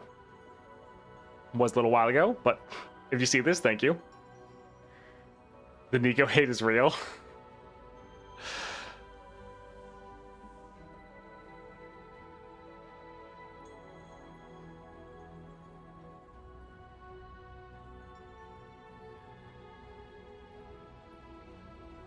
No one's too opinionated on Pyke, apparently. That is surprising.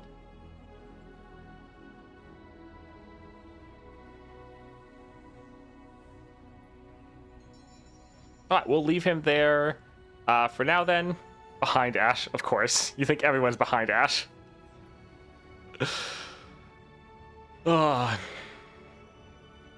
Let's go take a look at Samira. So Samira was B tier. We had her right behind Nora. Let's go take a look at what she's gotten with her 5-star.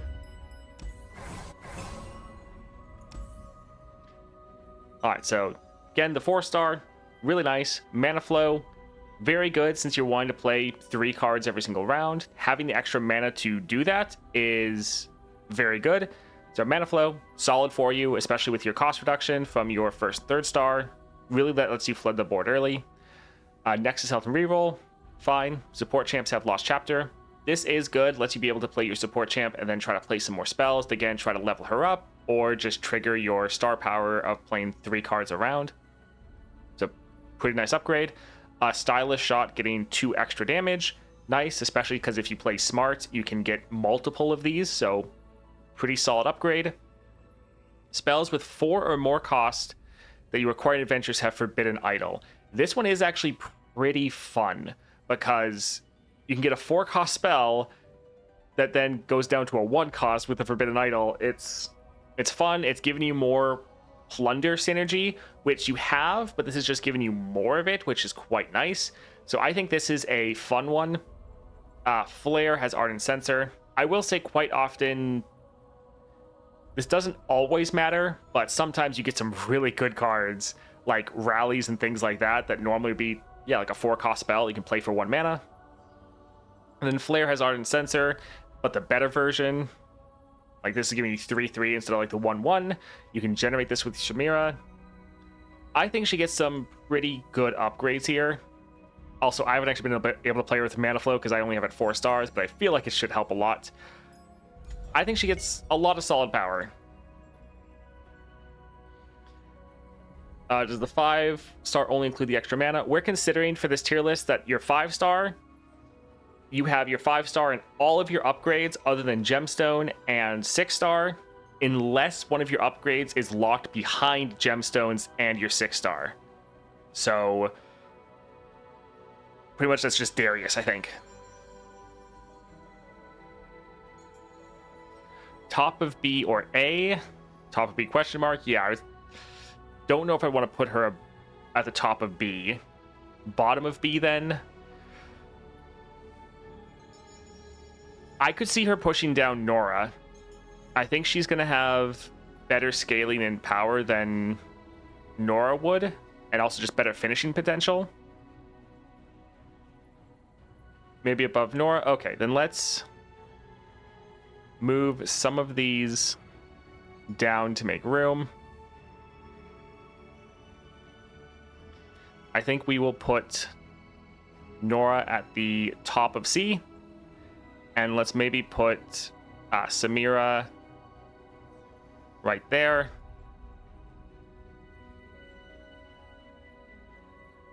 Higher than Pike. Yeah, I prefer Pike, but I can go with Chad on this one. I'll yeah, put her above Pike. All right, next up we have Swain. He's probably going in the S tier. Yep, we had him at the bottom of S. Let's go ahead and take a look at him in game.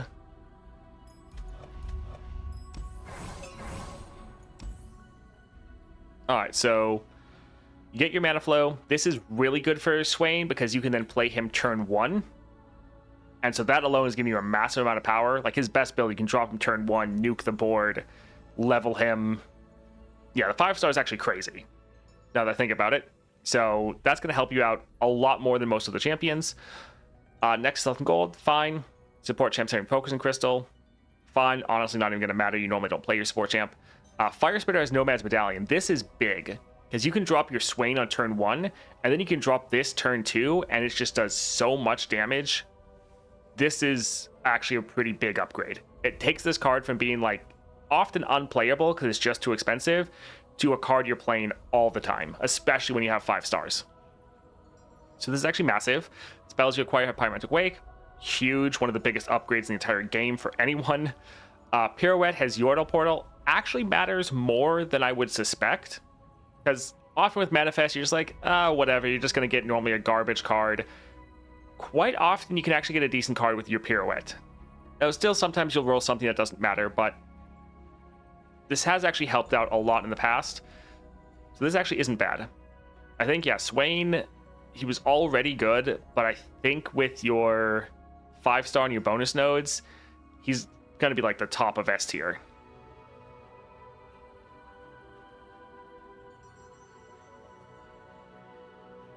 Above Morgana's second play in S tier. I mean, yeah, well, he's in the top of S tier for now. He might get pushed down by some other champions, possibly Viego, but he's very, very good.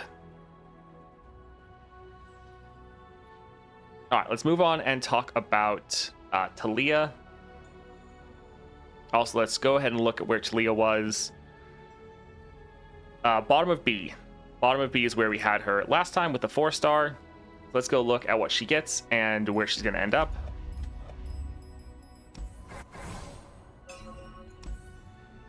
All right, so your 4-star, very nice. The 5-star, though, extra mana feels really good on Talia. And you can also go for Starforged on her, so you can then get 4 starting mana. You can then play a landmark for free and get that mana back. So extra mana on Talia always feels very good. Nexus Health and Reroll, solid. Support champs of Stud Leather, Phage, or Titan's Axe. Not bad. Grumpy Rock Bear has Phage. This is really big, because this is one of your kind of most important cards that you're often trying to generate multiple of. So get an extra 2/2 as far as stats. Very good. Landmarks you acquire in the Adventure of Mana Potion. Pretty nice. And then Shape Stone, so your main combat trick, has Elixir of Sorcery, so this goes off twice. So you're just massively buffing your unit. I mean, all of Talia's upgrades are good. Like, I wouldn't say any of them are really like crazy. It's not like a Pyromantic Wake Swain level, but they're all good. There's none of these that are like, I mean, the one that matters the least would be the Star of Discovery, because maybe you don't get a lot of other landmarks in your adventure. In general, though, I'd say all of these are very solid.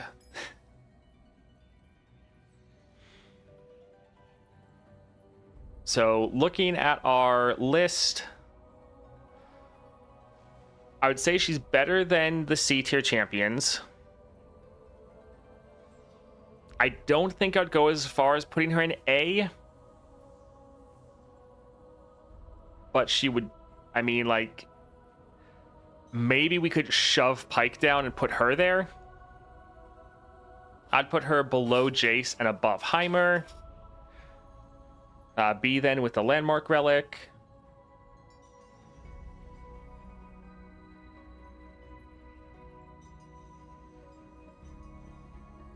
I don't know if I'd put her above the P and Z champs.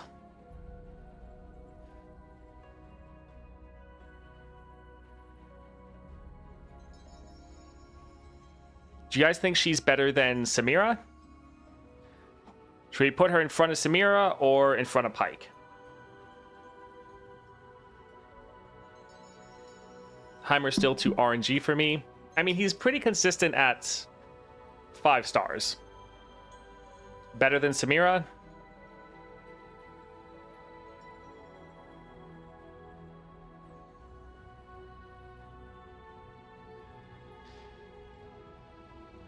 Alright, I'm gonna drop these champions to the bottom of F. We might move them around, although looking at the champions we have left, that isn't likely. And then we'll move...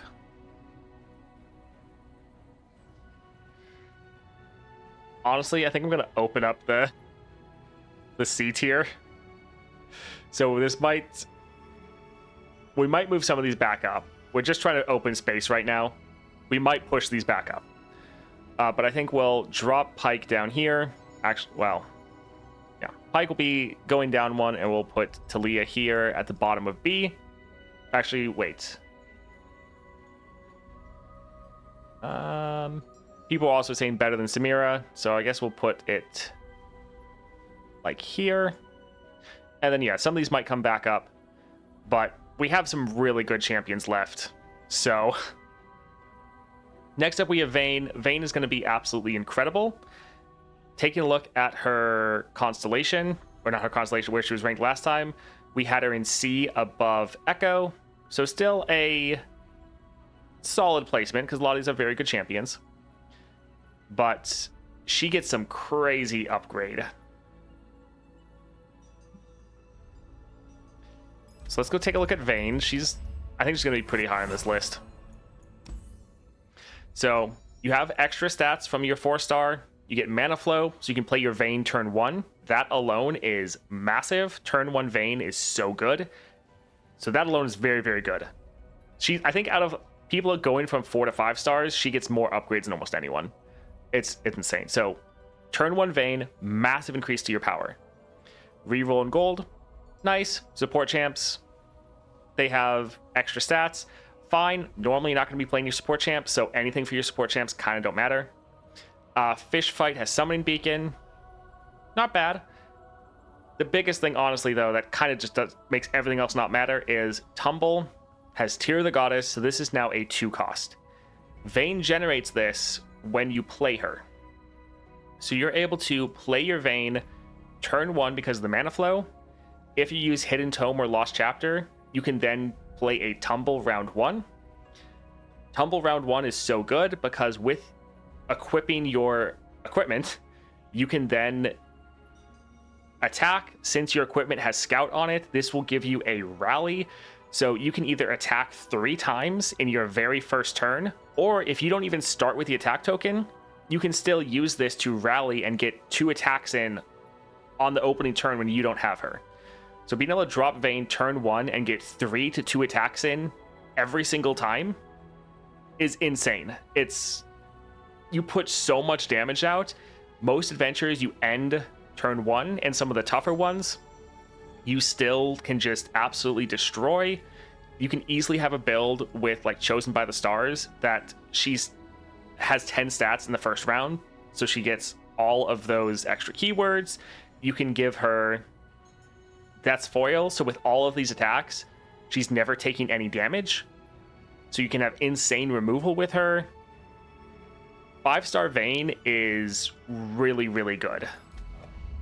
I think she is excellent. Now, you do have the one issue that you are very champ reliant, and you can get shut down if anything attacks your Vayne.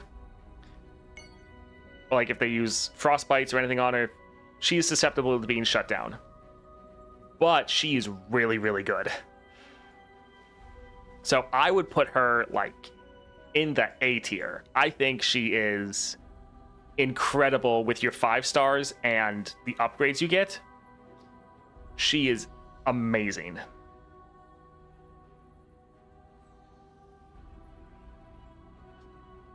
Hello, Fee. Solid A tier now. Vayne's nuts.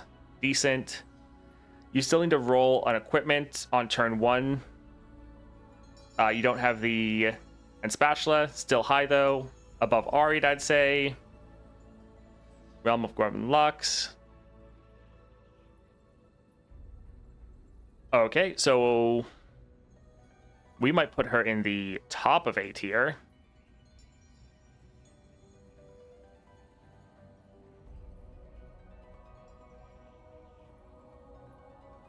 You always get attack token at above 4-star adventures, so no issue.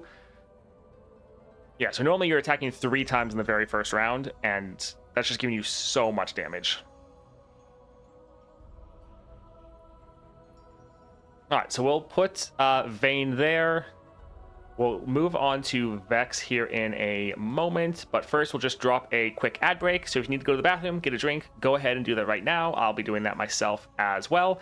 And then, yeah, we'll move on and take a look at Vex.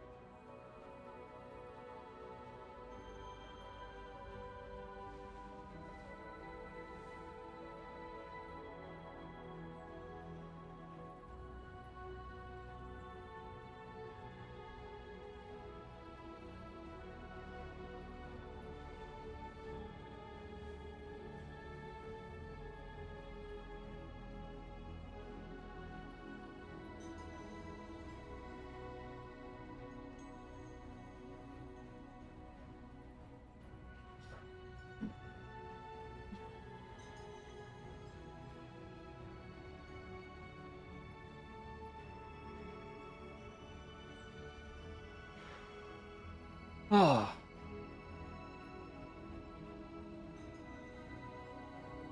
About like 10 seconds left. Honestly, don't disagree with S for Vex. Yeah, Vex could go up there. Vex is pretty great. Alright, everyone should be back. Let's take a look at Vex. Looking at her last time, we had her at the top of B tier. So let's go see how she does.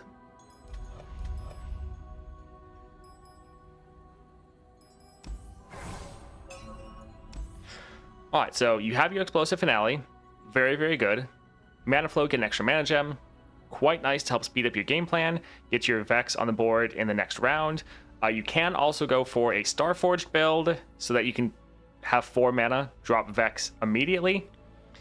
For your bonus stars, 10 Nexus health and 4 regen gives you a massive amount of sustain and survivability, just baseline, so that's really good. Your support champs have Utmost Despair. This is excellent because you can just get a cheap support champ, drop them, and just use them to gloom the entire enemy board. Really good, almost guarantees that your Vex is going to be leveled when you play her. Very solid. Here, you get some good damage on your Pie Toss and Pastry, so that's pretty nice. Also remember, if Vex is on the board and leveled, she doubles the damage of your spells. So these can actually be higher. Another massive upgrade. Your damaging spells have Charging Sigil rank 4, so 4 extra damage. This gives you some of the best removal in the entire game. And again, once your Vex is on the board, this is doubled. So it's insane. Family Reunion has home turf, so you get to get this at the start of the game. This also has draw on it, so you get extra draw. This lets you immediately gloom an enemy unit. And also one thing very important, especially in the high-end adventures I think a lot of people overlook, you can use this to often pass turn priority to the enemy. So one kind of bad thing is when you always start with the attack token, you have to have the first action. But sometimes you don't want to play your unit or something because you think the enemy's going to kill it. Often the enemy starts with a unit on the board, so you can just immediately gloom them with this without playing any of your other cards. They then have to play a card, potentially burning their mana. And this actually is a pretty big upgrade when you get to know how to use it. I think out of every champion in the game, Vex's Constellation and all these bonus nodes is the most helpful and the most impactful, more than anyone else in the game. It's kind of insane the amount of power they put into Vex's Constellation. She's very, very good. Or she gets a lot better, I should say. So I'm potentially fine with putting her in the S tier. Other people are saying S tier.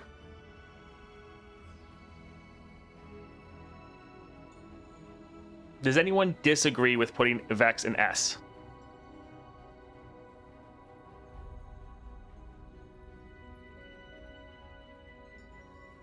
The jump between 3 and 5 is definitely the highest in the game. Yeah.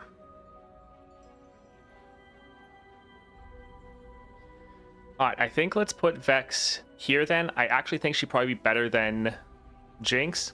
Now, I think 6-star Jinx could be argued to be better than 6-star Vex, but Vex with her Constellation definitely gets more power than Jinx does. A lot of the upgrades in Jinx Constellation, it's kind of reliant on you getting Jinx to 6 stars to really be impactful, whereas Vex already, your spells and skills deal 4 damage.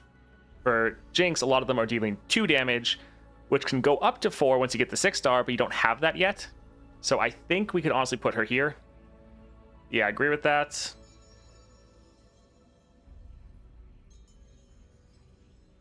Is Vex better than Jinx? I don't think so. I mean, I feel like that's... Yeah, I feel like for the 5-star, I think so. For 6-star, I think Jinx is probably more consistent and better than Vex. But for 5-star, I think Vex might have it. Hey, Torcat. Let's look at Vi. So let's see what we had for the last constellation. Vi was in the middle of D tier. So let's go look at the constellation. Oh, that's sad, Torcat. Hope you're able to feel better.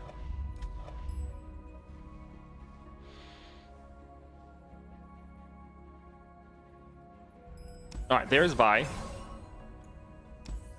So 5-star, right? Allies have Overwhelm the 4-star. Mana Flow, get an extra mana gem. Again, pretty solid for your Vi. Lets you get her on the board a turn earlier, but then you're wanting to spam a whole bunch of spells in your opening round to be able to stack up your Vi. So being able to spam a little bit more in the first round, solid. As far as bonus stars, 20 Nexus health. So that is, I think, more than any other champion. Support champs have Wriggle's Lantern. This actually isn't bad because what often happens is your support champion sits in your hand anyways, and normally you don't play them. But here, while they're just sitting there doing nothing, they're actually stacking up. So if you get to a point where you're like, man, I need to play my support champion, you can drop them. They have a huge amount of impact. Like 10 impact is a massive amount of damage. So this actually isn't too bad. Gotcha has Charging Sigil, so extra damage on it. Balls require in adventures that cost 4 or more have Ancient Coin. Kind of don't like how it's like, oh, you already have to get someone more expensive. That's a little annoying because you already normally don't want to get things that cost 4 or more. At least it is giving you cost reduction if you do have to end up doing that. Still, those a little annoying. Mushroom Cloud is Mana Potion, so it's going to be free. pretty nice. You do have some ways to generate mushroom clouds, so being able to play spells for free just to, again, stack up further your Vi, not too bad. So yeah, some of the upgrades you get here, they're all fine. They're not bad, but I feel like a lot of other champions get better upgrades and more impactful upgrades, which is kind of ironic. So I think Vi is okay, but I don't think she nearly gains as much with her 5-star as many other champions do.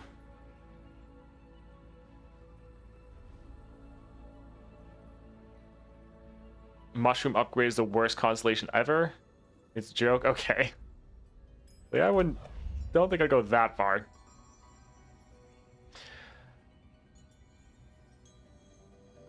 Do we want to put Vi in the F tier?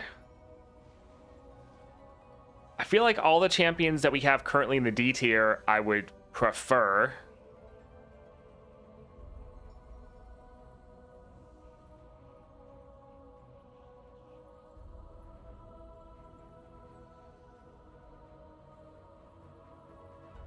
I kind of think I'd maybe put her below Atrox. Although, that being said, her Strength of Stone build is actually pretty good. You can put a lot of damage down. That Strength of Stone build is actually pretty crazy, and it works at its best at your 5 stars because you don't need the 6-star. So I feel like that build alone is actually pretty good. So that one could actually bring her up a bit. Or at least not have her be the bottom of F tier. Vi, Atrox, yeah, that's... I'm thinking she's at least going to go at the front here. Strength of Stone build is actually decent.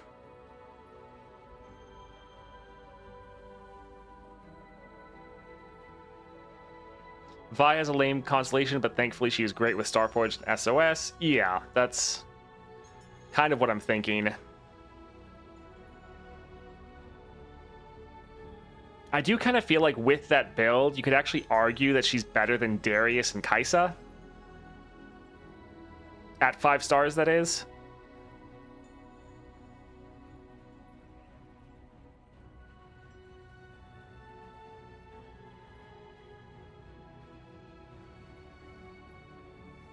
Because you also get extra starting mana. So you start at 4 mana. You're able to put a ton of damage down. Yeah, I kind of feel like, specifically with that build, she can be decent. So I think let's maybe put that there for now. Might need to adjust it, but... yeah, we only have 4 champions left, so honestly, some of the ones that are down here at the bottom are probably going to go up. Demote Darius, yeah, we did. Alright, let's go for Viego. Probably he's going to go straight up to the S tier. Asol, I mean, don't worry about him. He's just chilling. He's just watching from afar. So Viego, he was in the S tier. Very, very good. Let's go ahead and take a look at him.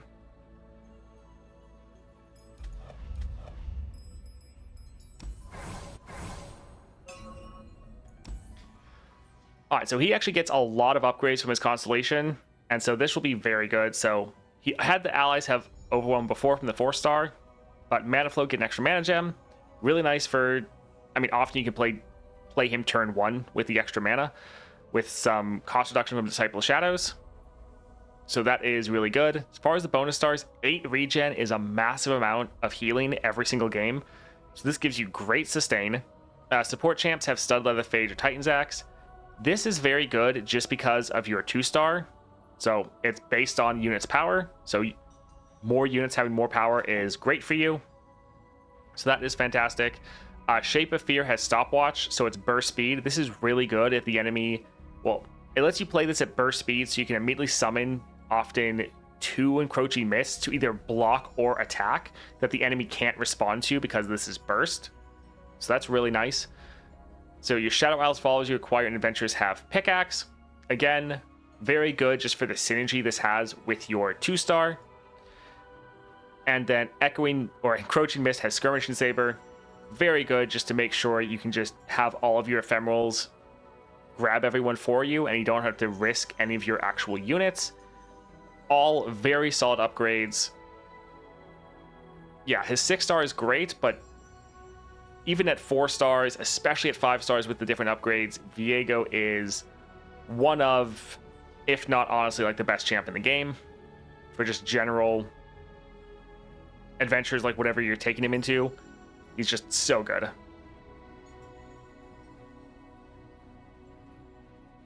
Crush mana flow is enough. Yeah, Viego Constellation, easy S in every aspect. Yeah, wish we had more copies of Shape of Fear. I never draw the dang thing. Yeah. Alright, this is probably going to be the most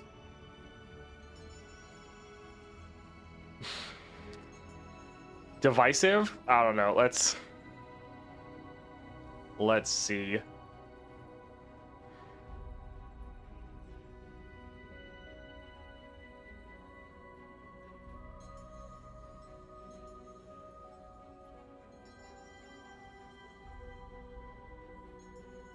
Alright, so we're going to do a poll.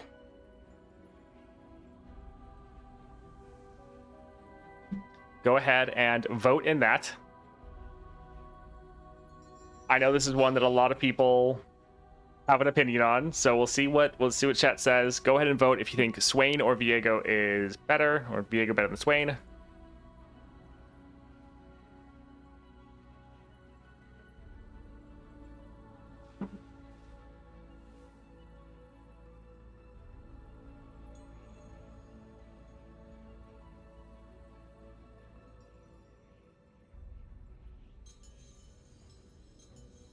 All right, right now, definitely the majority is going for Swain being better. So we'll go with what the majority is saying. So we'll go ahead and put Viego there, S tier, behind Swain. All right, so next up we have Volibear. And let's go take a look at Volibear. I think we had him pretty low down in the D tier. So that's a little rough. Vex being so high is surprising. Vex gets a massive amount of power in her constellation. F tier, I would hard disagree with that personally. But let's go take a look at what he's able to get from his constellation. So for Volibear, he was very low in the last one because his 4-star was pretty bad and we weren't factoring in the other upgrades. For one, getting the extra mana, that alone is very good for your Volibear. You're about playing these giant units, being able to play more mana so you can ramp up faster. Very nice. So mana flow, great. 10 Nexus health, 4 regen, great survivability, makes you one of the tankiest champions in the game. Your support champs having extra stats, this is very good just for trying to... Also, I don't know why this one's backwards compared to many of the others. Normally it's Studded Leather, Phage, Axe. Anyways, your support champs having extra stats, good for trying to get your support champ to be Titanic. So this is pretty nice. Valhyr's Prophet having Shadow Totem. This is great because the sigil it generates is a summon effect. So when you play this, you get 2 units, which can give you 2 cost reduction for your Volibear with Disciple of Shadows. But it also gives you extra cost reduction because of the sigils. So this is a very nice upgrade. All of you requiring adventures that cost 6 or more have Hardy Rations and Chain Vest, making them very difficult to kill because they're already going to be a big unit because they're 6 or more cost, but then they're getting regen and tough. So very strong units. Your Tribliss also gets Hardy Rations, so it also is going to be pretty hard to kill. So you have some pretty big blockers that you're able to defend yourself with. So as far as his constellation, he does get some pretty good upgrades, better than a lot of people. And while his 4-star is still pretty garbage, your 5-star is quite nice. The extra mana for Volibear feels great. Normally you're going for Starforge, so you're starting off with 4 mana at game start. Volibear actually is pretty solid at 5 stars. So for me, I prefer him definitely over everyone in the F tier, and debatably the people in the D tier.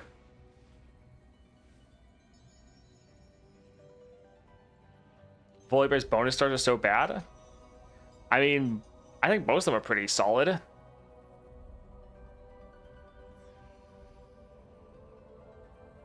I do like Volibear. I do, but I'm still putting him in the bottom half of this this tier list.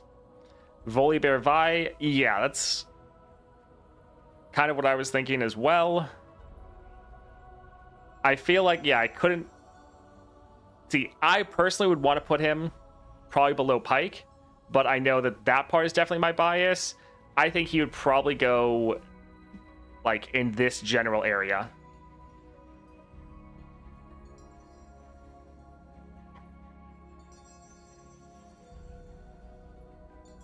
I would not... I'm not going to put him behind Darius, I don't think.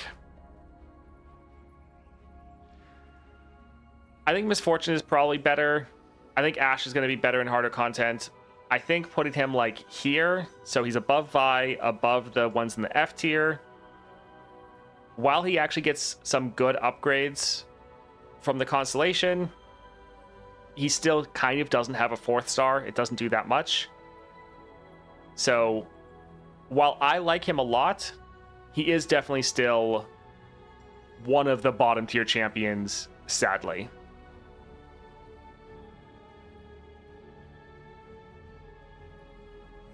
All right, next up we have Yasuo.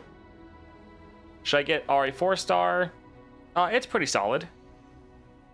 I mean, Ahri's just a really good champion.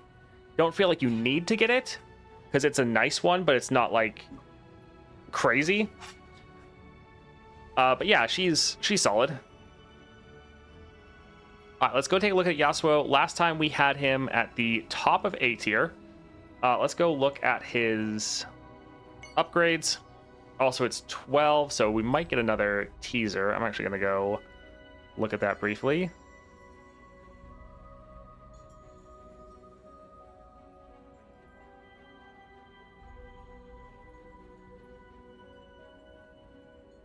No, don't really see anything. All right, let's look at Yasuo. There we go. All right, Constellation. So mana flow, quite nice, because with your extra starting mana, especially with some of the relics you can get, you can just play Yasuo turn 1. So turn 1 Yasuo is pretty nice because he's your main win condition. Having him on the board means you're getting all these strikes off with his stuns and whatnot. So turn 1 Yasuo is good. Next is Health and Gold, solid. Support champs having Everfrost, quite a nice little bonus. Especially if you can, try to get like a cheap champion, play them just for the stun effect. This is definitely nice to have. Will of Ione having Mage's Handbook is fine. Normally you're going to be playing like especially Yasuo's champion spell to stun enemies. So you can normally get a little bit of cost reduction for this. This is often one that you're having sit in your hand until like you really need to play it. So the extra cost reduction is okay. Spells requiring adventure have Mana Potion. This is also fine. I definitely like this better on Ahri. I think it's stronger there. Because with Yasuo, I don't find you often taking as many spells. With Ahri, you're often looking for a fast speed, friendly recall. So this is solid, but I like it better on Ahri. This one is actually pretty big, though. Your Blade Twirler, which is one of your best cards. This also has Overwhelm on it from your champion levels. This getting the warding charms or spell shield, so it has the extra protection, is quite nice. So yeah, you have solid upgrades here. Everything is, decent. Nothing is necessarily bad. Some of them aren't that big of a deal, but yeah, all solid upgrades. And he is overall a very strong champion. He's going to be up at the top. Blade Twirler is the actual champ. Yasuo isn't necessarily taking more spells, but if you find his stun spell, you can grab it to reduce that too. Yeah, it can be pretty nice, but you don't take spells as often, which is why it feels better on Ahri, because Ahri you're normally benefiting from that power every single adventure. Yasuo quite often kind of not bothering.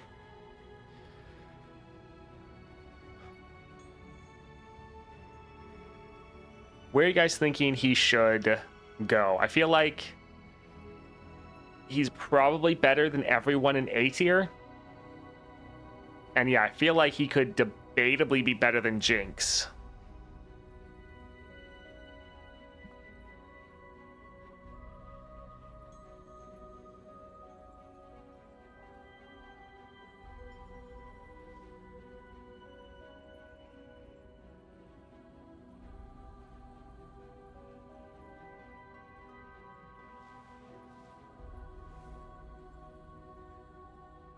All right, so we're going to start a quick poll. Let people vote, and let's see what people think. Who do you think is better? Who deserves that spot in the S tier? Yasuo or Jinx? And this is obviously at 5 stars, because the 5-star tier list. So let's see what people think. Don't know if he goes in S. Could be the top of A. Yeah, I think that is... He could be top of A, or he could be... he could swap out Jinx, potentially. And again, this is just at the 5 stars.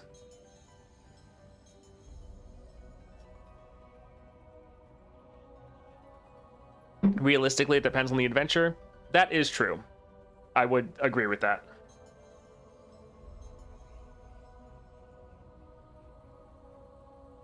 Wow. Oh, it's 50-50. That's hilarious. All right, well, chat is equally split on whether Yasuo or Jinx is better. Oh, that is funny. I would think at 6 stars, I would probably give it to Jinx, but I think at 5 stars, there's a lot more adventures that Yasuo... I feel at 5 stars, Yasuo is probably better than 5-star Jinx. Are you missing Diana? Diana doesn't have a constellation, so no. So yeah, I think at 5 stars, I think Yasuo has it. I think at both 4 and probably 6 stars, Jinx probably has it, but I didn't vote in the poll, so I'll be the deciding vote. I think I'll go ahead and put Yasuo above. So I think let's move a whole bunch of these down.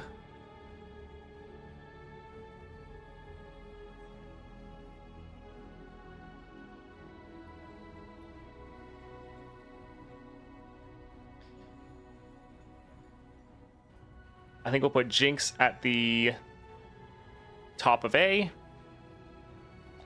And I think we'll put Yasuo right there. Because I think in a lot of adventures, a lot of weekly nightmares, Yasuo is just going to be a better pick in the majority of them over Jinx. Swain over Viego. That one was very much chat. I did a poll, asked, I think I would put Viego above Swain, but chat overwhelmingly decided to go for Swain. So that's why Swain is up top. All right, 1 champion left. I think we've been able to get through this pretty good. I think our last tier list was like 3.5 hours. That was fun to edit down. All right, Yuumi, let's see where we had Yuumi last time. We had Yuumi in B tier. Man, Vex was so much lower then. Makes sense, though. All right, let's go ahead and see what we think of Yuumi at the moment. She's probably going to be pretty high.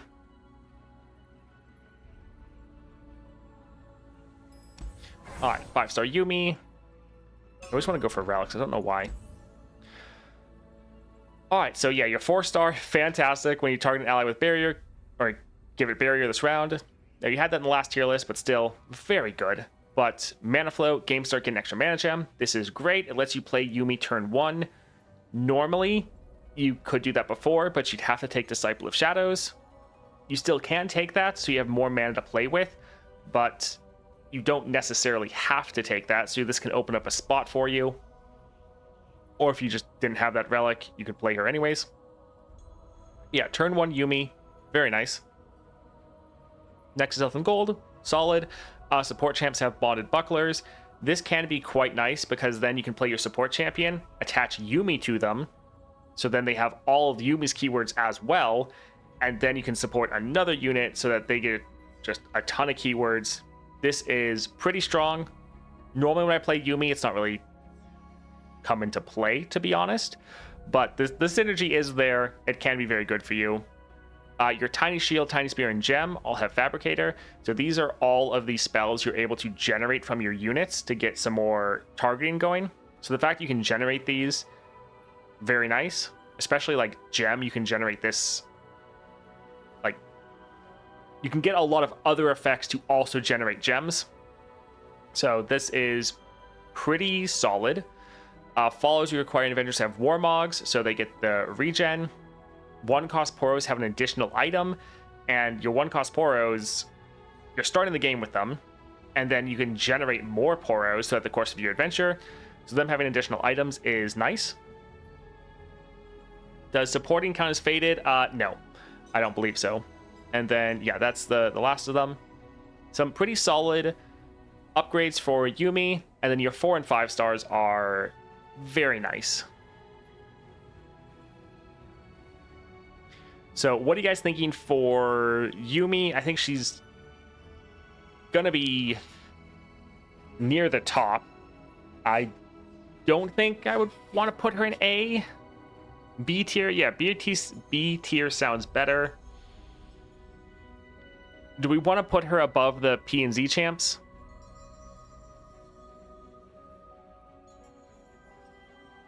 Top of B? I mean, kind of don't think she's better than Gwen.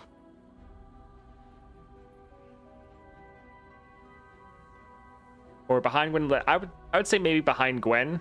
I'd say Yuumi could be maybe above the P and Z champs.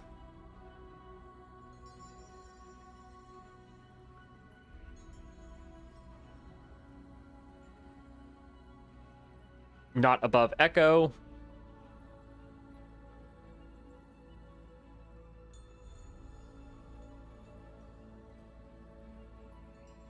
All right, let's put her there.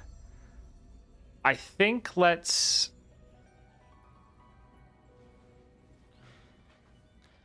at least have her be above Talia, I would say.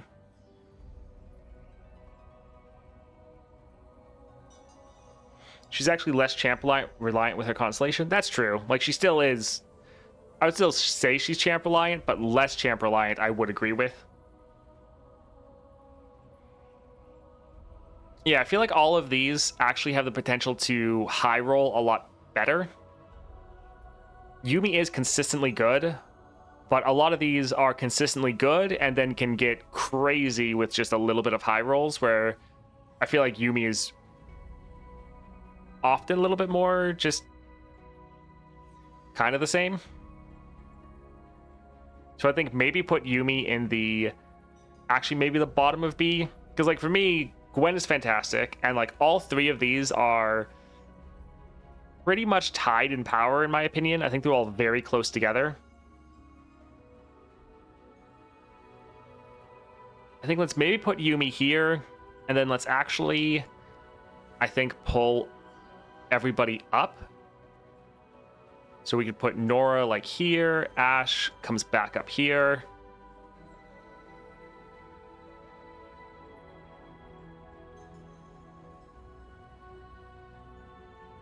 Maybe do something like that. Aislinn D tier because he makes the game boring. Alright, what do you guys think of that tier list? Obviously, there's going to be some personal bias where you have a specific champion you really like that is wanting to put higher. But in general, how do you guys think that looks for you?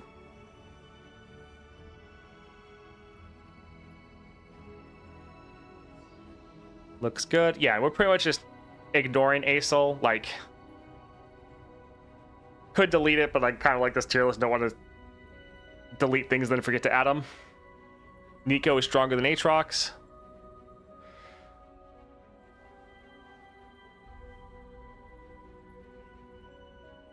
I would say at 4 stars, definitely. I would say at 5 stars, Atrox might be a bit better. Yeah, we're ignoring Atrox entirely. Yeah, I think you could argue for Nico being better than Atrox. Although both of them have a bugged constellation. Alright, I think we'll roughly go like this. A lot of champions could move slightly based on your own personal preference, but I think in general at 5 stars, this is roughly where champions can be. And yeah, try to let, especially for some of them, chat very much vote.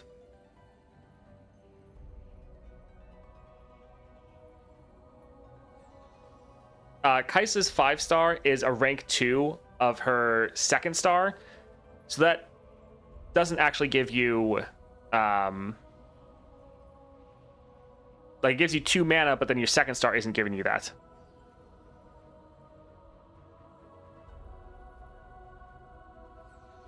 So Kaisa, she's better. She used to be the worst champion, or we had her ranked last time, so she did improve, but she's still setting up for the 6 star. With her 6 star, she is going to skyrocket and be probably at least in the A tier.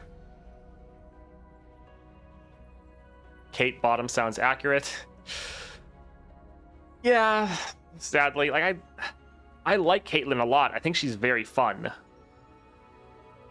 I mean, honestly, I think I would probably move her and make her a little bit higher. So I would probably put her above some of these champions, but I think that's probably my bias. I know a lot of people really don't like her, and she is definitely on the weaker side.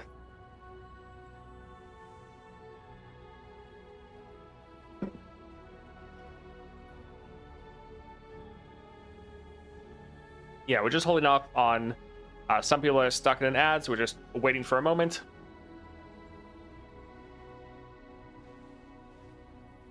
Kate's 6 star is a lot better. Yeah, it's pretty good.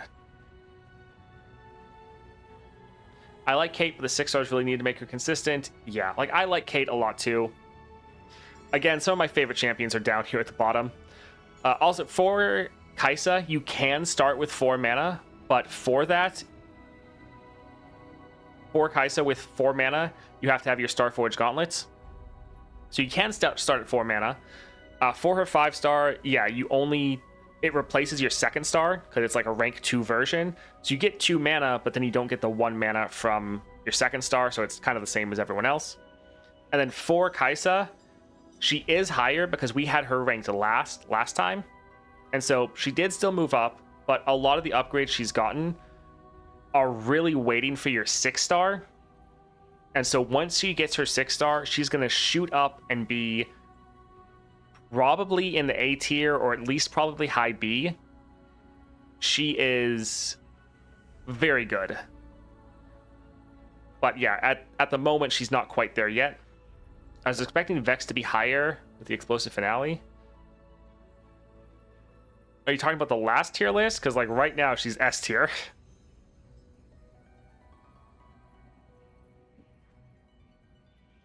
That Nova Crystal is that important, eh? For Kaisa, sadly, yes. For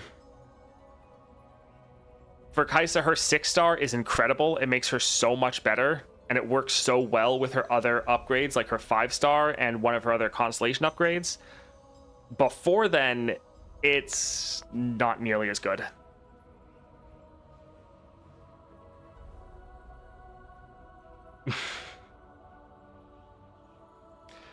Yeah, a lot of people really like Ashe. She's another one that when she gets her 6 star, similar to Kaisa, she is going to shoot up in the rankings. She's going to be a lot higher. She's going to do fantastic. But I think before her 6 star, she's just good. But the problem is she is a control champion. And if you're looking for a control champion, like, you'd rather pick Morgana, Yasuo, even Vex, Swain, Lilia with summon effects. Like, there's better options by a lot when you're looking for control. She is a lot better, though, with her Constellation. Her Constellation does help a lot. But I think this is where we'll leave the tier list for now. We probably won't be able to do the 6-star one for a couple weeks because next week is the patch. And so, yeah, like on Monday, going to be working on all the nightmares. Tuesday, we have patch notes. Wednesday, we have patch. And so we won't really have time to do the 6-star tier list. So it might be a couple weeks, but we'll try to do the 6-star with the new champions when it comes, when we can. But thank you all for helping out with this one. Yeah, I think we'll leave the tier list there. I'm going to go check Twitter again.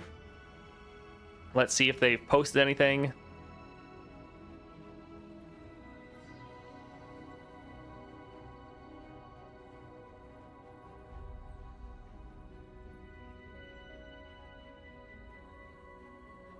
Yeah, not really. Not seeing anything yet. They might post something later. Lilia higher than Ahri for 5-star. Got them both a 4-star right at 5-star. Lilia and Ahri are very close in power. So yeah, they're very, very close. I think Lilia potentially gets better upgrades from her Constellation. From like the bonus nodes, which is why she's slightly ahead here. But I think at 6-star, I would probably put Ahri above. But yeah, they're very close together.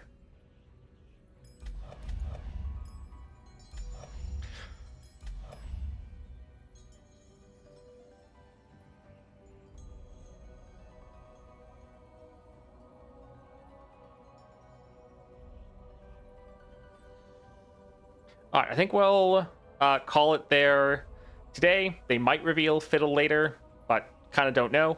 But I need to go edit some videos because I have this tier list to edit, and then I also have the monthly challenge guide that I need to go do. So thank you for hanging out. I don't plan on streaming on the weekend, but we should be back here on Monday. Yeah, thanks for hanging out. Hope you have a great rest of your day and great weekend. See ya.